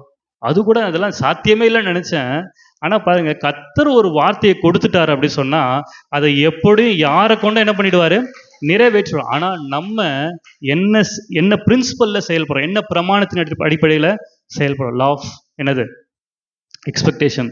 பாருங்கள், அடுத்த நாள் இது வந்து ஜனவரி 4th or 5th. அடுத்தது பாருங்கள், நான் நினச்சது போல் அடுத்த ஒரு சில நாட்களில், இதுக்கு முன்னாடி இருந்தது எங்கே, வானகரத்தில், இது எங்கே, பாரிஸ். அடுத்தது அது கொடுப்பான் பாரிஸில். பாருங்கள், இந்த மாதிரி போய் உண்மையாகவே அந்த இடத்துல போய் பார்க்க முடியாது, தேவன் என்ன பண்ணார், உதவி செய். இதை எதுக்கு நான் சொல்கிறேன்னா, எனக்கு நடக்கும்னா, எனக்கு ஏன் நடந்தது, நான் யார், பாஸ்டர், அதனால் எனக்கு என்ன பண்ணோம், நடக்கும். உங்களுக்கெல்லாம் அப்படி சொல்ல வசனம், விசுவாசிக்கிற எல்லாருக்குள்ளும் எல்லாரும் மேலும் அது பலிக்கும், வித்தியாசம் இல்லை. ஆனா நம்ம இருதயத்துக்குள்ள அந்த எக்ஸ்பெக்டேஷன் இருக்கா? நிறைய நேரத்தில் நம்ம எக்ஸ்பெக்ட் பண்றதை விட்டுடுறோம், சலிச்சு போயிடுது. நான் சொல்ற, ஒருவேளை இன்னைக்கு அந்த எலியாவை போல நீங்க 6வது முறை உங்க ஏமாற்றத்தை அனுபவித்திருக்கலாம். உங்களுக்காக ஒரு 7வது முறையை கர்த்தர் வைத்திருக்கிறார். அல்லேலூயா. நிச்சயமாக முடிவு உண்டு. உன் நம்பிக்கை வீண் போகாது. இன்னைக்கு உங்களுக்குள்ள அந்த எதிர்பார்ப்பின் பிரமாணத்தை, அந்த பிரின்சிபல்ல செயல்படுங்க. நிச்சயமாய் முடியும். எனக்காக கர்த்தர் ஒரு தரிசனத்தை வச்சிருக்கிறார். அது தாமதிக்கலாம், ஆனா நான் ஒரு நாளும் ஏமாற்றம் அடைய போகிறது இல்லை. அவரை நோக்கி பார்த்த முகங்கள் பிரகாசம் அடைந்தது, அவை ஒருபோதும் வெட்கப்பட்டது இல்லை. அல்லேலூயா. ஆமென். 3வது ஒரு பிரமாணத்தை சொல்லி முடிக்கிறேன். 3வது ஒரு பிரமாணம் எடுத்து வாசிக்கலாம்.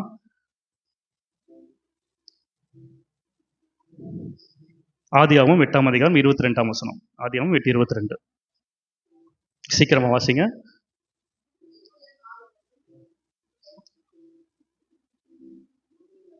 கரெக்ட் தான், வாசிங்க.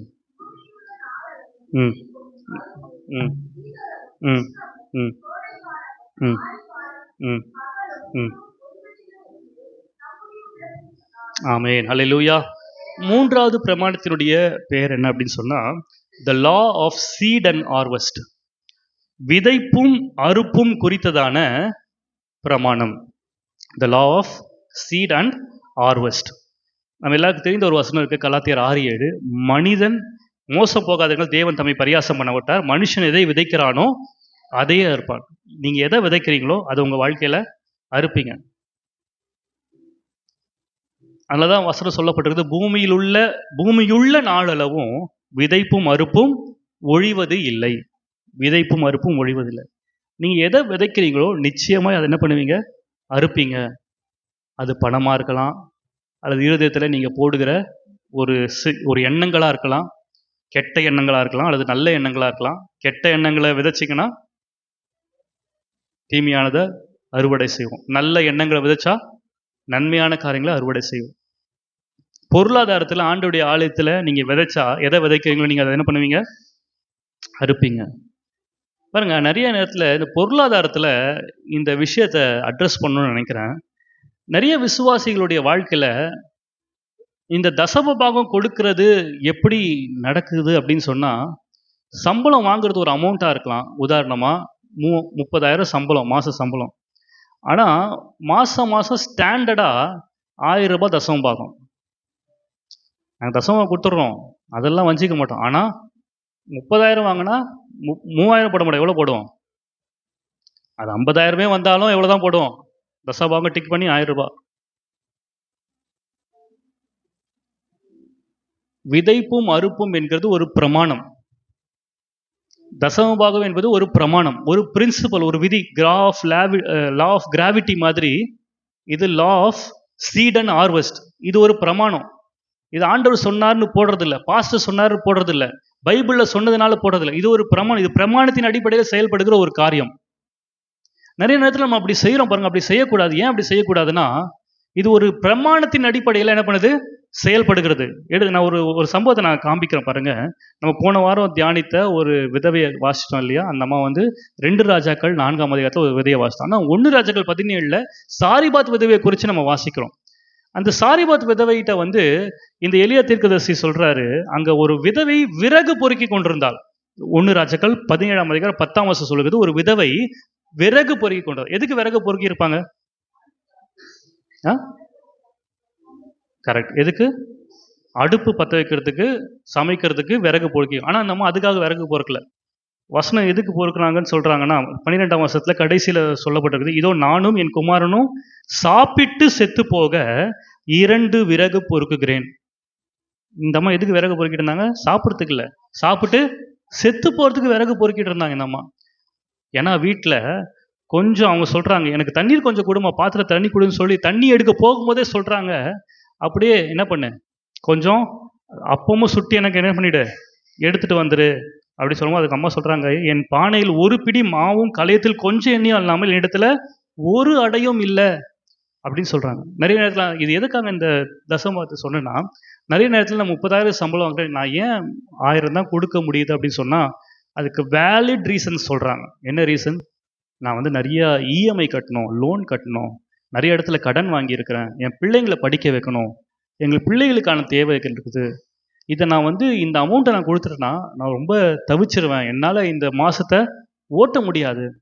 இதே பிரச்சனை தான் இந்த சாரி வருது.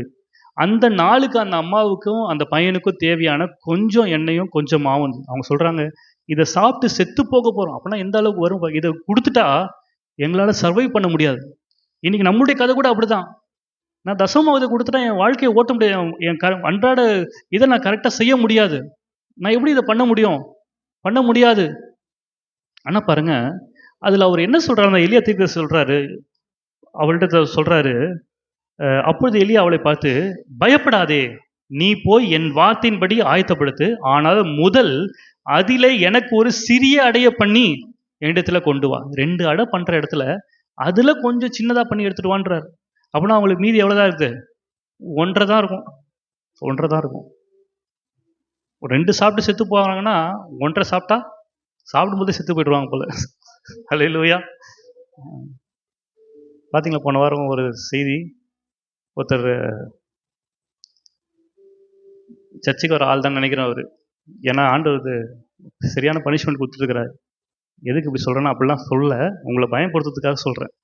ஒருத்தர் ரயில்வே ஸ்டேஷன்லேருந்து கீழே பிளாட்ஃபார்ம் அந்த சேரில் உட்காந்துட்டு இருக்கும்போது கொட்டாய் விடுறதுக்கு ஆண் வாயத்து வந்தார். வாய் லாக் ஆயிடுச்சு. ஆண் சொல்லும் போது என்ன ஆயிடுச்சு? வாய் லாக் ஆயிடுச்சு. இப்படியே இருக்கிறாரு, உட்காந்துட்டு இருக்கிறாரு. அவரால் பேசவும் முடியல. ஆணை வச்சு வாய் என்ன பேசினா வெளியே இருக்க புரியுமா? ஒன்றுமே புரியாது இல்லையா? ஆணு வாய் வச்சுன்னா அப்புறம் அங்கே இருக்க அந்த ரயில்வே டாக்டர்ஸ்லாம் வந்து ஏதோ ஒரு ஃபிசியோதெரப்பி மாதிரி இப்படி பண்ணாங்க. என்னன்னு கேட்டால், தாடை எலும்பு வந்து லாக் ஆகிடுச்சான். அதுக்கப்புறம் வந்து அன்லாக் பண்ணி விட்ட உடனே தான் வாய் என்ன பண்ணுச்சு? மூடுச்சு. நிறைய பேர் சர்ச்சில் என்ன பண்ணுறதில்ல, வாய் என்ன பண்ணுறதில்ல, திறக்கிறதில்ல. கொஞ்சம் கொட்டாய் விடும்போது எப்படி இருங்க, கேர்ஃபுல்லாக இருங்க. அதை பார்க்கும்போது எனக்கு அதான் சிரிப்பு. அடுத்த முறை ஒரு கொட்டாய் விடும்போது வாயை திறப்பாருன்னு நினைக்கிறீங்க? எனக்கு அதான் ரொம்ப சிரிப்பாது அது பார்க்கும்போது. சரி, இது எதுக்கு நான் சொன்னேன்? நிறைய பேர் வந்து பாருங்க, இதுதான் நம்முடைய ஒரு வேலிட் ரீசனாக இருக்குது. நான் இது கொடுத்துட்டேன்னா பயம், ஏன் இந்த மாதத்தை நான் எப்படி சமாளிக்க முடியும்? பாருங்க, ஒரு சீக்ரெட் நான் ஒரு பிரின்சிபலில் சொல்கிறேன்.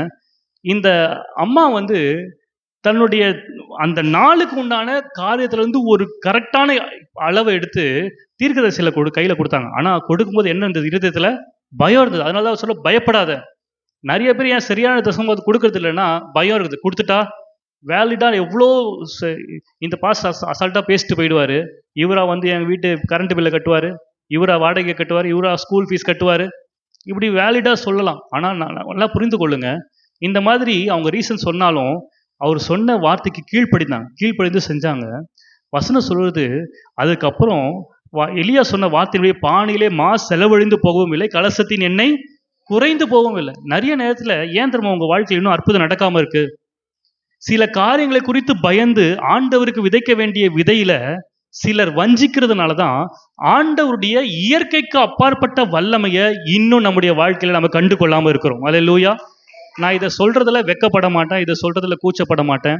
ஏன்னா இதை நான் என்னுடைய வாழ்க்கையில கண்கூடா பார்த்துருக்கிறேன். இது ஒரு பிரின்சிபல். இன்னைக்கு நான் பேசிட்டு இருக்கிறது எல்லாமே சட்டங்களை, பிரமாணங்களை பேசிட்டு இருக்கிறேன். நம்ம வந்து இப்போ வந்து யாராவது ஒருத்தர் சாட்சி சொன்னாங்க, போன வாரம் நான் வந்து ஆண்டவருக்காக 5000 ரூபாய் பொருத்தனை பண்ணி காணிக்கை போட்டேன். பாருங்க என்ன அதிசயம், வீட்டுக்கு போகிறதுக்குள்ள எனக்கு 50,000 ரூபாய் செக்கு வீட்டில் வந்து நிற்குது. ஆண்டவருக்கு சோத்திரம், அல்லேலூயா அப்படின்னு போய் உட்காந்துட்டாங்கன்னா, அடுத்து நீங்களும் என்ன பண்ணுவீங்க? 5000 போடலனாலும் ஒரு 1000 என்ன பண்ணுவீங்க? போட்டு வீட்டில் போய் 10,000 வராதான் என்ன பண்ணிட்டு இருப்போம்? எதிர்பார்த்துட்டோம். ஏன்னா இது யாரோ ஒருத்தர் நடந்துச்சு, அப்போ போட்டாது நடக்கும் போல. அப்படி போடுறது கிடையாது. இந்த பைபிளில் சொல்லியிருக்குன்னு போடுறது கிடையாது. இந்த பிரின்சிபலை அறிந்து போடணும். விதைப்பும் அறுப்பும் என்கிற பிரமாணத்தை அறிந்து போடணும். அல்லேலூயா. ஆமாம். அதில் வஞ்சிச்சிட்டோம் அப்படின்னு சொன்னால் அதனுடைய அற்புதத்தை என்ன பண்ண முடியாது? பெற்றுக்கொள்ளும். நமக்கு எளிதாக ஒரு உதாரணத்தை ஆண்டவர் எழுதி வச்சிருக்காரு. யார்? அப்போஸ்தலர் 5ஆம் அதிகாரத்தில் யார்? அனனியாவும் சப்பீராலும். இந்த பேதுரு யார் தெரியும்ல? ஜெயிலில் இருந்தவர். அப்படின்னா ஒரு ஜெயிலர்னு சொல்லலாமா பேதுருவை? ஜெயிலர் சொல்லலாமா பேதுருவை? சொல்லக்கூடாதா? சரி, ஓகே. இப்போ பாருங்கள், இந்த பேதுரு வந்து அனனியா வர்றார். அனனியா வரும்போது அந்த நிலத்தில் ஒரு கிரயத்தில் ஒரு பங்கு அவன் வஞ்சித்து வச்சுட்டு அவன் வந்து அப்போஸ்தலர் பாதத்தில் வந்து வைக்கிறான். பேதுரு கேட்குறா, அந்நியாவே நிலத்தில் கிரயத்தில் ஒரு பங்கை வஞ்சித்து வைத்து பரிசுத்த ஆவியிடத்தில் பொய் சொல்லும்படி சாத்தான் உள்ள இருதயத்தை நிரப்பினது என்ன அப்படின்னு சொல்லி கேட்கும்போது இன்னொரு வார்த்தை சொல்கிறாரு. அனனியாவை பார்த்து பேதுரு கேட்குறாரு, அப்பாட்ட ஏதாச்சும் சொல்லணுமாப்பா அப்படின்னு என்ன பண்ணுறாரு கேட்குறாரு. என்ன கேட்குறாரு? அப்பாட்ட ஏதாச்சும் சொல்லணுமாப்பா அப்படின்னு கேட்குறாரு. அவர் இல்லை, கரெக்டாக இந்த காலத்துக்கு தான் என்ன பண்ண வித்தன்னு சொன்னார். உடனே என்ன நடக்குது? அந்த இடத்துலையே செத்து என்ன பண்ணுறாரு போகிறாரு. இதை தெரியாமல் அந்த அம்மா வராங்க. யார்? சஃபீரால் வராங்க. இப்போ பேதுரு போட்டிருந்த கண்ணாடி என்ன பண்ணுறாரு? கழட்டி இப்படி வைக்கிறார். இப்படி வச்சு திருப்பி சஃபீரால்ட்டே அதே கேள்வி தான். என்ன கேள்வி? அப்பாட்ட ஏதாச்சும் சொல்லணுமாப்பா அப்படின்னு கண்ணாடி வைக்கிறாரு. அந்த அம்மாவும் அண்ணனியா என்ன சொன்னானோ அதே தான் என்ன பண்ணாங்க சொன்னாங்க. சொன்ன உடனே என்ன நடக்குது தெரியுமா? அந்த கண்ணாடி சீனில் காமிக்கிறாங்க. கண்ணாடி ஃபுல்லாக ரத்தம். என்னன்னு பார்த்தா அங்கங்கே குண்டு வந்து யார் மேலே? சஃபீரால் மேலே தொலைச்சி கண்ணாடிலாம் என்ன ஆயிடுது? ரத்தம் ஆயிடுது. அல்லேலூயா, சத்தமா சொல்லுங்க அல்லேலூயா. இந்த சம்பவம் நடந்து முடிஞ்ச அப்புறம் பாருங்க, இந்த குண்டு பாய்கிறதுக்கு முன்னாடி இந்த சஃபீராலை பார்த்து இந்த பேதுரு சொன்ன ஒரு விஷயத்தை பாருங்க. பேதுரு அவளை நோக்கி, கர்த்தருடைய ஆவியை சோதிக்கிறதற்கு நீங்கள் ஒருமனப்பட்டது என்ன? அவன் வஞ்சித்து வச்சான். அவங்க கர்த்தருடைய ஆவியை சோதிக்கிறதுக்கு என்ன பண்ணாங்களாம்? ஒருமனப்பட்டாங்க. மல்கியால நம்ம வாசிக்கிறோம், நீங்கள் என் கட்டளைகளை கை கொள்ளாமல் அவைகளை விட்டு விலகி போனீர்கள். மல்கியா 3:7. என்னிடத்தில் திரும்புங்கள், அப்பொழுது உங்களுக்கு நான் என்ன பண்ணுவேன்? திரும்புவேன். நீங்க கேட்குறீங்க, எந்த விஷயத்துல நாங்க திரும்பணும் அப்படின்னு நீங்க என்கிட்ட கேட்குறீங்க. 8வது சொல்லுகிறார், மனுஷன் தேவனை வஞ்சிக்கலாமோ, நீங்களோ என்ன பண்றீங்க? வஞ்சிக்கிறீர்கள். எதிலே உம்மை வஞ்சித்தோம் என்கிறீர்கள். ஆண்டவர் சொல்றார், தசம பாகத்திலும் காணிக்கையிலும் தானே. அல்லேலூயா, ஆமென். இதே தான் வந்து அனனியாவும் சஃபீராலும் வஞ்சித்து வைத்தாங்க. அதனுடைய பலன் அவங்க என்ன பண்ணாங்க? அனுபவித்தாங்க. ஆனால் அதுவே பாசிட்டிவா அந்த சாரிபாத் விதவையில் அவள் வஞ்சித்து வைக்கல. ஆண்டவருக்காக பயத்தின் மத்தியில் அவன் என்ன பண்ணா? விதைச்சா. தேவனுடைய இயற்கைக்கு அப்பாற்பட்ட அற்புதத்தை தன்னுடைய வாழ்க்கையில் அவர் கண்டு ருசித்தாள். அல்லேலூயா, சத்தமா சொல்லுங்க அல்லேலூயா, ஆமென். பாருங்க, இதே அக்டோபர் 2024 போன வருஷம் நான் வந்து லண்டனில் இருந்தேன். லண்டனுக்கு எதுக்கு போயிருந்தேன்னா, ஒரு வாரத்துக்கு போயிருந்தேன் இந்த கிராஜுவேஷனுக்காக. இந்த பிஷப் அம்மா இருக்காங்களா, அவங்க பைபிள் நடத்திட்டு இருந்தாங்க. அது ஆன்லைனில் படிச்சுட்டு இருந்தேன். அது கிராஜுவேஷனுக்காக போயிருந்தேன். அப்போ என்னோடய ஸ்கெடியூல் வந்து ஒரு வாரம் தான். அங்கே போயிட்டு கிராஜுவேஷன், சாட்டர்டே கிராஜுவேஷன், அடுத்த நாள் சண்டே அவங்க சர்ச்சில் கலந்துக்கிட்டு பேக்கப் பண்ணிவிட்டு இங்கே வந்துடணும். இப்போ நடுவில் வந்து இஸ்ரேல் அங்கே இருக்கிறதுனால, இஸ்ரேல் வந்து நீங்கள் எங்கள் சர்ச்சுக்கு வரணும் இந்த சண்டே அப்படி சொல்லியிருந்தோம். அவங்கள்ட்ட வந்து சரின்னு சொல்லிட்டு ரொம்ப வற்புறுத்தி, நான் வர முடியல, இல்லை வேணாம் நான் இங்கே இருந்துட்டு அப்படியே போயிடுறேன். ஏன்னா அவங்க ஊருக்கு வரணும்னா ஒரு 5 மணி நேரம் 6 மணி நேரம் ட்ராவல் காரில். அவங்க கிராஜுவேஷனுக்கு வந்துட்டு சாட்டர்டே வந்துட்டு அடுத்த நாள் சண்டே அப்படியே என்னை நைட்டாக கூப்பிட்டு போயிட்டு அங்கே வச்சுக்கிற மாதிரி பிளான் பண்ணி வந்துட்டாங்க. சரின்னு சொல்லிட்டு பிஷப் அவனோட பெர்மிஷன் வாங்கிட்டு அவங்க கூட போனேன். அங்கே போயிட்டு பிரசங்கம்லாம் பண்ணி முடிச்சிட்டேன். அவங்க சர்ச்சில் போய் பிரசங்கம் பண்ணிவிட்டு ஒரு ஹோட்டலில் போய் சாப்பாடு கொடுத்தாங்க. சாப்பாடு கொடுத்து முடிச்சுட்டு அந்த சர்ச்சு பாஸ்டர் வந்து ஒரு காணிக்கை என் கையில் கொடுத்துட்டு போனார். காணிக்கை கொடுத்துட்டு நான் வீட்டுக்கு ரூமுக்கு வந்து அந்த எவ்வளோ காணிக்கை இருக்குதுன்னு எடுத்து பார்த்தேன். எவ்வளோ இருந்திருக்குன்னு நினைக்கிறீங்க நீங்கள்? அதுக்கு முன்னாடி எவ்வளோ கொடுப்பாங்கன்னு நான் சொல்லிடுறேன். நான் இதுக்கு முன்னாடி 2019 அங்கே லண்டனுக்கு போகும்போது ஒரு 4-5 சர்ச்சில் பேசினேன். எல்லா சர்ச்சிலும் ஸ்டாண்டர்டாக ஒரு காணிக்கை எவ்வளோ கொடுக்குறாங்கன்னா, பாஸ்டர் வந்து பிரசங்கம் பண்ணுறதுக்கு 50 பவுண்டு. எவ்வளோ பவுண்டு? 50 பவுண்டு. அந்த 4 சர்ச்சிலுமே எனக்கு 50 பவுண்டு தான் கொடுத்தாங்க. 50 பவுண்டு நம்ம ஊர் காசுக்கு 5000 ரூபாய். ஓகேவா? கொஞ்சம் பெரிய பாஸ்டாக போனாங்கன்னா ஒரு 100 பவுண்டு கொடுக்குறாங்க போல். நம்ம சின்ன பையனாக போகிறோம்ல, அதனால வந்து உனக்கு 50 பெருசு தான் அப்படின்னு சொல்லிட்டு என்ன பண்ணுறாங்க, 50 4 சர்ச்சில் கொடுத்தாங்க, வாங்கிட்டு வந்துட்டோம். இப்போ நான் இங்கேயும் அவ்வளோதான் இருக்கும், 50 இல்லை மிஞ்சி போனால் எவ்வளோ இருக்கும், 100 இருக்கும்னு சொல்லி திருப்பி பார்த்தேன். எவ்வளோ வந்தது தெரியுமா? 250 பவுண்ட்ஸ். எவ்வளோ? 250. அப்படின்னா நம்ம ஊர் காசு எவ்வளோ? 25,000. அதை பார்க்கும்போது எனக்கு வந்து ஆச்சரியமாக ஆகலை. ஏன் ஆச்சரியம் ஆகலை அப்படின்னு சொன்னால், எனக்கு ஒன்று ஞாபகம் தான் வந்தது. எங்கள் சபை, தொண்டர் சபையில் போன வருஷத்துக்கு முந்தின வருஷம் நினைக்கிறேன், ஒரு 7 நாள் கூட்டங்கள் வச்சுருந்தோம். இந்த கூட்டங்களில் வந்து 7 நாள் 7 பிரசங்கியாளர்களை கூப்பிட்டுருந்தேன். அப்போ வந்து நான் சொல்லியிருந்தேன், நீங்கள் தான் பிரசங்கியாளர்களுக்கு காணிக்கையை கொடுக்கணும். உங்களால் முடிந்த விதையை, ஹையஸ்ட் விதையை உங்களால் எவ்வளோ விதைக்க முடியுமோ அவ்வளோ என்கிட்ட கொடுங்க. அது எல்லாத்தையும் கலெக்ட் பண்ணி 7 நாள் வர பிரசங்கியாருக்கு அதை டிவைட் பண்ணி நான் என்ன பண்ணிவிடுவேன், கொடுத்துருவேன். இதை வந்து நான் கொஞ்சம் ஏர்லியராகவே சொல்லிட்டேன். ஒரு மாதத்துக்கு முன்னாடி உங்களுக்கு டைம் கொடுக்குறேன், நீங்கள் விதைங்க அப்படின்னு சொல்லி. அப்படி விதைக்கும் போது கிட்டத்தட்ட இந்த 7 நாளில் ஒவ்வொரு பிரசங்கியாருக்கும் நான் சர்ச்சு முடிஞ்சு போகும்போது ஒவ்வொருத்தருக்கும் கிட்டத்தட்ட 10,000 ரூபாய் காணிக்கை கொடுக்கும்படியாக அந்த கலெக்ஷன் ஆச்சு. ஆனால் அது முடிச்சதுக்கு அப்புறமும் சிலர் வந்து கொடுத்துக்கிட்டே இருந்தாங்க. அப்படி பார்க்கும்போது இன்னும் 5,000 ரூபாய் எக்ஸ்ட்ரா ஒவ்வொரு ஊழியக்காரர்களும் கொடுக்கும்படியா, அப்போ ஒருத்தருக்கு 15,000 நான் கொடுக்கும்படியா கர்த்தர் உதவி செய்தார். அல்லேலூயா. ஆமென். அப்போ நான் சொல்லும்போது சொன்னேன், இந்த உலகத்திலே இருக்கிறது பெரிய வேலை எது தெரியுமா? இங்க இருக்கிறதுலே யார் தெரியுமா பெரிய ஆளு? இங்க இருக்கிறதுலே யார் தெரியுமா பெரிய ஆளு? நான் தான். இருக்கிறதுலே உலகத்துல மிகப்பெரிய ஒரு வேலை என்ன பண்ணிட்டு இருக்கேன், செஞ்சுட்டு இருக்கேன். அப்போ சொன்னேன், வேலை வந்து எதின் அடிப்படையில் பெரிய வேலை சின்ன வேலை கம்பேர் பண்றாங்க தெரியுமா? அவங்களுக்கு கொடுக்கப்படுகிற சம்பளத்தின் அடிப்படையில். அப்போ நம்ம வந்து போதகருடைய ஒரு ஊழியம் தான் பெரிய ஊழியம்னா, நம்ம இந்த மாதிரி சின்ன சின்ன காணிக்கை கொடுத்து அவங்களை என்ன பண்ணக்கூடாது, அசிங்கப்படுத்தக்கூடாது. ஏன்னா எதை விதைக்கிறோமோ அதுதான் நம்ம அறுப்போன்ற ஒரு பிரமாணம் ஒன்று இருக்கு. அதனால் அதை உற்சாகப்படுத்தினேன். அவங்க எல்லாருமே அதுக்கு கீழ்ப்படிந்து செஞ்சாங்க. அந்த 7 நாள் கூட்டங்கள் நடத்தணும். ஆனால் அதே போன வருஷத்தில் ஜூலை மாதத்தில் இன்னொரு ஒரு விசேஷ ஞாயிற்றுக்கிழமை இதே மாதிரி சொல்லியிருந்தேன். ஒரே ஒரு ஊழியக்காரர் வராரு. எங்கள் சித்தப்பாவை கூப்பிட்டுருந்தேன் முகப்பேரில் இருந்து. அவர் வந்தார். இதே மாதிரி சொன்னேன், உங்களால் முடிந்த காணிக்கை கொடுங்க. ஏர்லியராகவே சொல்லிட்டேன். அதில் என்னால் முடிந்தது வந்து எனக்கு இந்த பிரமாணம் தெரியுன்றதுனால நான் என்ன பண்ணேன்னா, நான் தான் இருக்கிறதுல ஹையஸ்ட் கொடுக்கணும் அப்படின்னு சொல்லி கிட்டத்தட்ட ஒரு 10,000 ரூபாய்க்கு மேலே நான் சேகரித்து என் சார்பாக நான் போட்டிருந்தேன். இப்படி ஜனங்கள் எல்லாரும் கொடுத்தது போக எவ்வளோ வந்ததுன்னா, கிட்டத்தட்ட எல்லாம் சேர்த்து 24,000 சில்லற கொஞ்சம் என்ன பண்ணியிருந்தது வந்தது. அதை அப்படியே எடுத்து அவர் கையில் என்ன பண்ண கொடுத்தேன். இது எப்போ நடந்ததுன்னா ஜூலை 2024. இப்போ அக்டோபர் மாதத்தில் நான் எவ்வளோ விதைச்சேன் சார்? ஜூலை மாதத்தில் எவ்வளோ விதைச்சேன் அந்த ஊழியக்காருடைய கையில்? 24 சம்திங். இப்போ அக்டோபர் மாதத்தில் என் கையில் எவ்வளோ வருது? 25,000. அதனால தான் சொல்கிறேன், எனக்கு இது சர்ப்ரைஸாக இல்லை. எங்கள் அம்மா கூட கேட்டாங்க, எவ்வளோ கொடுத்துருப்பாங்க, எவ்வளோ கொடுத்தாங்க? 100 பவுன் தானே, 100 பவுன் தானே கொடுத்தாங்க அப்படின்னு. ஆமாம் 100 பவுன் தான் என்ன பண்ணாங்க கொடுத்தாங்க. அல்லேலூயா. போன வருஷம் நான் வரும்போது எல்லார் கையிலும் ஒரு கோல்டு காயின் வந்துச்சா? வச்சுருக்கீங்களா? விற்கலையா நீங்கள் இன்னும்? சாப்பிட்டீங்களா? அங்கே இன்னும் வச்சுருக்குறாங்க எல்லாரும். விலை ஏறிட்டே போகுது. இப்போ ஒரு சவரம் எவ்வளோ? 1,00,000 வருதுங்க. அவசரப்பட்டு சாப்பிட்ருக்குறீங்க. அங்கே இருக்கிற ஜனங்க கொஞ்சம் ரொம்ப ஞானம் உள்ளவங்க, அவங்க இன்னும் வச்சுருக்குறாங்க.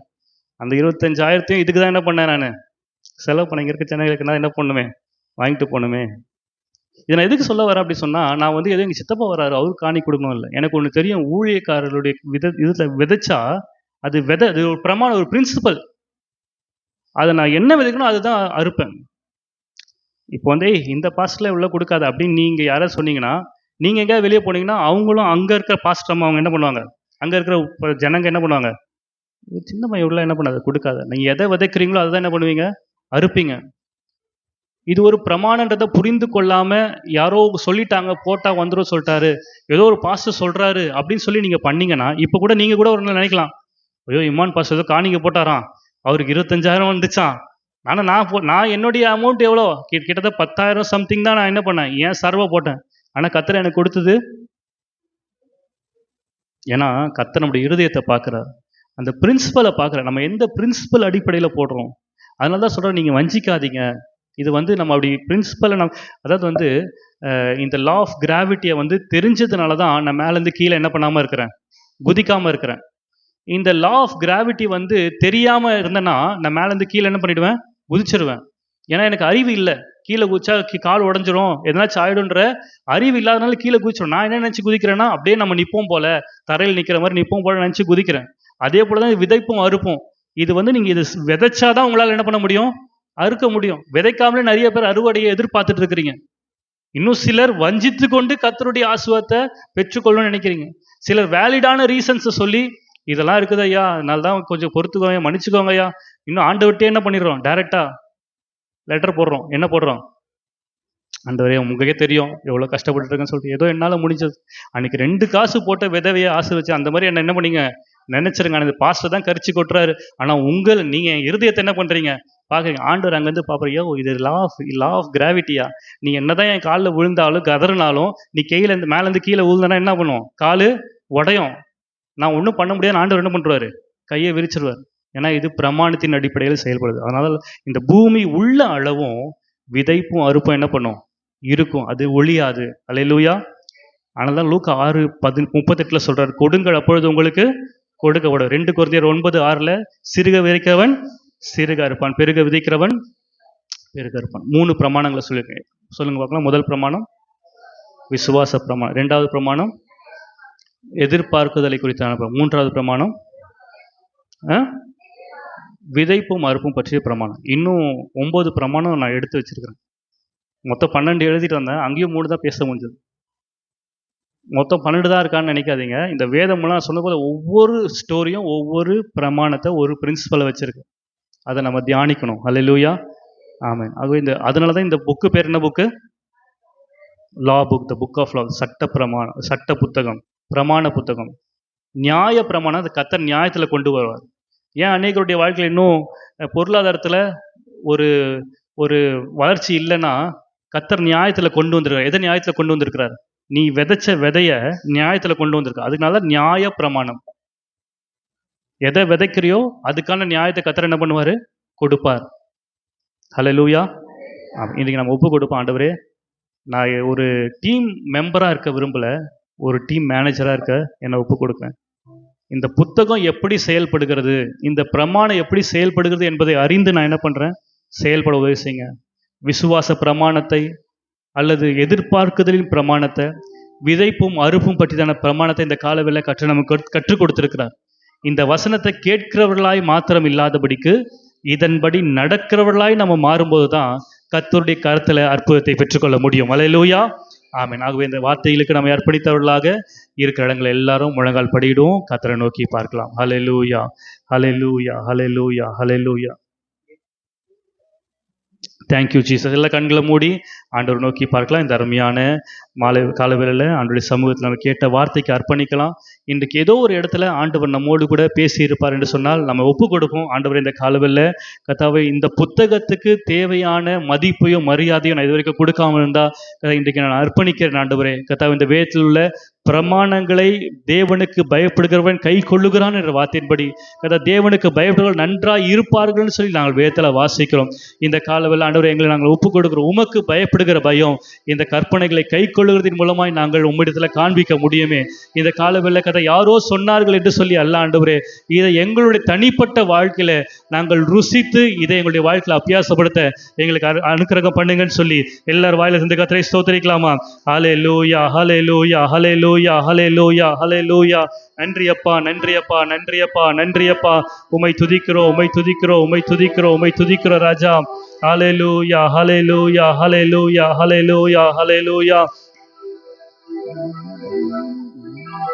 தேசத்தில் நான் ஆசீர்வாதமாயிருப்பேன், வேளையில் நான் ஆசீர்வாதமாயிருப்பேன். தேசத்தில் நான் வேளையில் நான் ஆசீர்வாதமாயிருப்பேன். என் வீட்டில் ஆகார குறை இல்லையே, தேவைகள் ஒன்றுமே கடையில்லையே. என் வீட்டில் ஆகார குறை இல்லையே, தேவைகள் ஒன்றும் தடையில்லையே. எந்த தேவனால் நிச்சயம் நான் ஆசீர்வாதம் பெற்றுக்கொள்ளுவேன். உந்தன் வசனம் கை கொள்ளுவேன், நான் உந்தன் வழிகளில் நான் நடந்திடுவேன். எந்த தேவனால் ஆமென் நிச்சயம் நான் ஆசீர்வாதம். ஆமென். உந்தன் வசனம் கை கொள்ளுவேன், நான் உந்தன் வழிகளில் நான் நடந்திடு. மறுபடியும் சொல்லுவோமா? தேசத்தில் நான் ஆசீர்வாதமாயிருப்பேன், வேளையில் நான் ஆசீர்வாதமாயிருப்பேன். தேசத்தில் நான் ஆசீர்வாதமாயிருப்பேன். எல்லா இருதயத்தை விசுவாசத்தை அறிக்கை செய்யலாம். ஆமென். என் வீட்டில் ஆகார குறை இல்லையே, தேவைகள் ஒன்றுமே தடையில்லையே. என் வீட்டில் ஆகார குறை இல்லையே, தேவைகள் ஒன்றும் தடையில்லையே. எந்த தேவனால் நிச்சயம் நான் ஆசீர்வாதம் பெற்றுக்கொள்ளுவேன். உந்தன் வசனம் கை கை கொள்ளுவேன் நான், உந்தன் வழிகளில் நான் நடந்திடுவேன். ஹல்லேலூயா. எல்லாரும் கரங்களை தட்டி அருமையான காலவெல்ல நாம் கேட்ட வார்த்தைகளுக்கு நம்ம அர்ப்பணிக்கலாம். தேவனுக்கு பயந்து அவர் கற்பனைகளை கைக்கொள். எல்லா மனுஷர் மேலும் விழுந்த கடமை இதுவே. நாம் இதை கை கொள்ளும் போது, இந்த சட்ட புத்தகத்தை, இந்த பிரமாணங்களை கை கொள்ளும் போது நிச்சயமாக கர்த்தர் நம்மை ஆசீர்வதிக்க உண்மை உள்ளவராய் இருக்கிறார். நம்ம இதுவரைக்கும் இந்த சட்டத்தை அறியாமல், இந்த பிரமாணத்தை அறியாமல் நாம் ஒருவேளை செயல்பட்டு இருக்கலாம். இந்த காலவேளை கர்த்தர் நிச்சயமாய் நம்மோடு திட்டமும் தெளிவாய் நம்மோடு கூட பேசி இருக்கிறார். நம்முடைய எண்ணங்களில் ஒரு மாறுதல் உண்டாகட்டும், நம்முடைய செயல்களில் ஒரு மாறுதல் உண்டாகட்டும். இந்த காலவேளை நாம் கேட்ட வார்த்தைக்கு நம்மை அர்ப்பணித்தவர்களாக நம்ம இருக்கிற இடங்களை கண்ணில் மூடி செபிக்கலாம். நல்ல ஆண்டவரே, இந்த அருமையான காலவேளை மீண்டும் ஒரு விஷயம் சமூகத்தில் வந்து நம்மை ஆராதிக்க நீர் கொடுத்தது நல்ல ஸ்லாக்கத்துக்காக உள்ளத்தின் ஆழ்த்து நடி செலுத்துகிறோம். இந்த காலவேளை நான் கேட்ட வார்த்தைக்கு எங்களை அர்ப்பணிக்கிறோம். ஆண்டவரே, உமக்கு பயந்தவர்கள் உங்களுடைய கற்பனைகளை கை கொள்ளுவார்கள் என்ற வார்த்தையின்படியே உங்களுடைய கற்பனைகளை, உங்களுடைய நியாய பிரமாணங்களை நாங்கள் ஒவ்வொரு நாளும் அதை புரிந்து அதன்படி செயல்பட எங்களுக்கு வேண்டிய அனுக்கிரகத்தை கட்டளையிடுங்கப்பா. இந்த காலத்தில் இந்த வார்த்தைகளை கேட்ட ஒவ்வொருடைய இருதயத்துக்குள்ள இந்த வார்த்தைகள் கிரியை செய்யட்டும். இதை கேட்கிறவர்களாய் மாத்திரம் இல்லாதபடிக்கு இதன்படி நடக்கிறவர்களாய் எங்கள் ஒவ்வொருவரையும் நீர் மாற்ற வேண்டும் என்று சொல்லி நாங்கள் செபிக்கிறோம் அப்பா. நீர் அப்படி செய்ய போகிறதுக்காக உமக்கு நன்றி செலுத்துவோம். விசேஷமாக இந்த காலவில் ஆகாரத்துக்காக எண்ணெய்களை கொடுத்து உதவின குடும்பத்தை ஆஸ்வதிக்க வேண்டும் என்று சொல்லி நாங்கள் செபிக்கிறோம். அதுபோல் ஆகாரத்துக்காக கொடுத்து உதவின ஒவ்வொருவரையும் தனித்தனியாய் பேர் தொட்டு அங்கீகரித்து ஆஸ்வதிங்கப்பா. தொடர்ந்து நம்முடைய கருத்தில் ஒப்பு கொடுக்குறோம். மாலையில் நடக்கிற ஆராதனை ஆஸ்வதிங்க. அதில் எல்லாரும் உற்சாகமாய் கலந்து கொள்ள கர்த்தர் அனுக்கிரகம் பண்ணுங்க. வார நாட்கள் நடக்கிற ஒவ்வொரு ஊழியங்களும் நாங்கள் உற்சாகமாய் கலந்து கொள்ள வேண்டிய அனுக்கிரகத்தை கட்டளையிடுங்க. விசேஷமாக தூர்தேசத்திலே ஊழியத்துக்காக கடந்து செல்கிறதான ஊழியக்காரருடைய பிரயாணத்தை வாய்க்க பண்ணுங்க. அங்கே செல்லுகிற எல்லா இடங்களிலும் உங்களுடைய சமூகம் மகனோடு கூட இருக்கட்டும். எல்லா இடங்களிலும் தயவு கிடைக்கட்டும். ஏற்ற நேரத்தில் சுகபத்தத்தோடு எங்கள் மத்தியில் கொண்டு வந்து சேருங்கப்பா. உம்முடைய கருத்தில் ஒப்பு கொடுக்குறோம். நீர் பெரிய காரியங்களை செய்யுங்க. எல்லாவற்றையும் மூலம் ஜெபிக்கிறோம் நல்ல பிதாவே. ஆமேன் ஆமேன். என் ஆத்துமாவே கர்த்தரை ஸ்தோத்திரி, என் முழுவதுமே அவருடைய பரிசுத்த நாமத்தை ஸ்தோத்திரி. என் ஆத்துமாவே கர்த்தரை ஸ்தோத்திரி, கர்த்தர் செய்த சகல உபகாரங்களையும் மறவாதே. ஆமேன் ஆமேன். நம்முடைய கர்த்தராகிய இயேசு கிறிஸ்துவின் கிருபையும் பிதாவாகிய தேவனுடைய அன்பும் பரிசுத்த ஆவியானுடைய ஐக்கியமும் நம் அனைவரோடும் விசேஷமாக வந்திருக்கிற ஒவ்வொரு ஆண்டுடைய வரைக்கும் மட்டும் இருப்பதாக. ஆமேன் ஆமேன். ஹல்லேலூயா.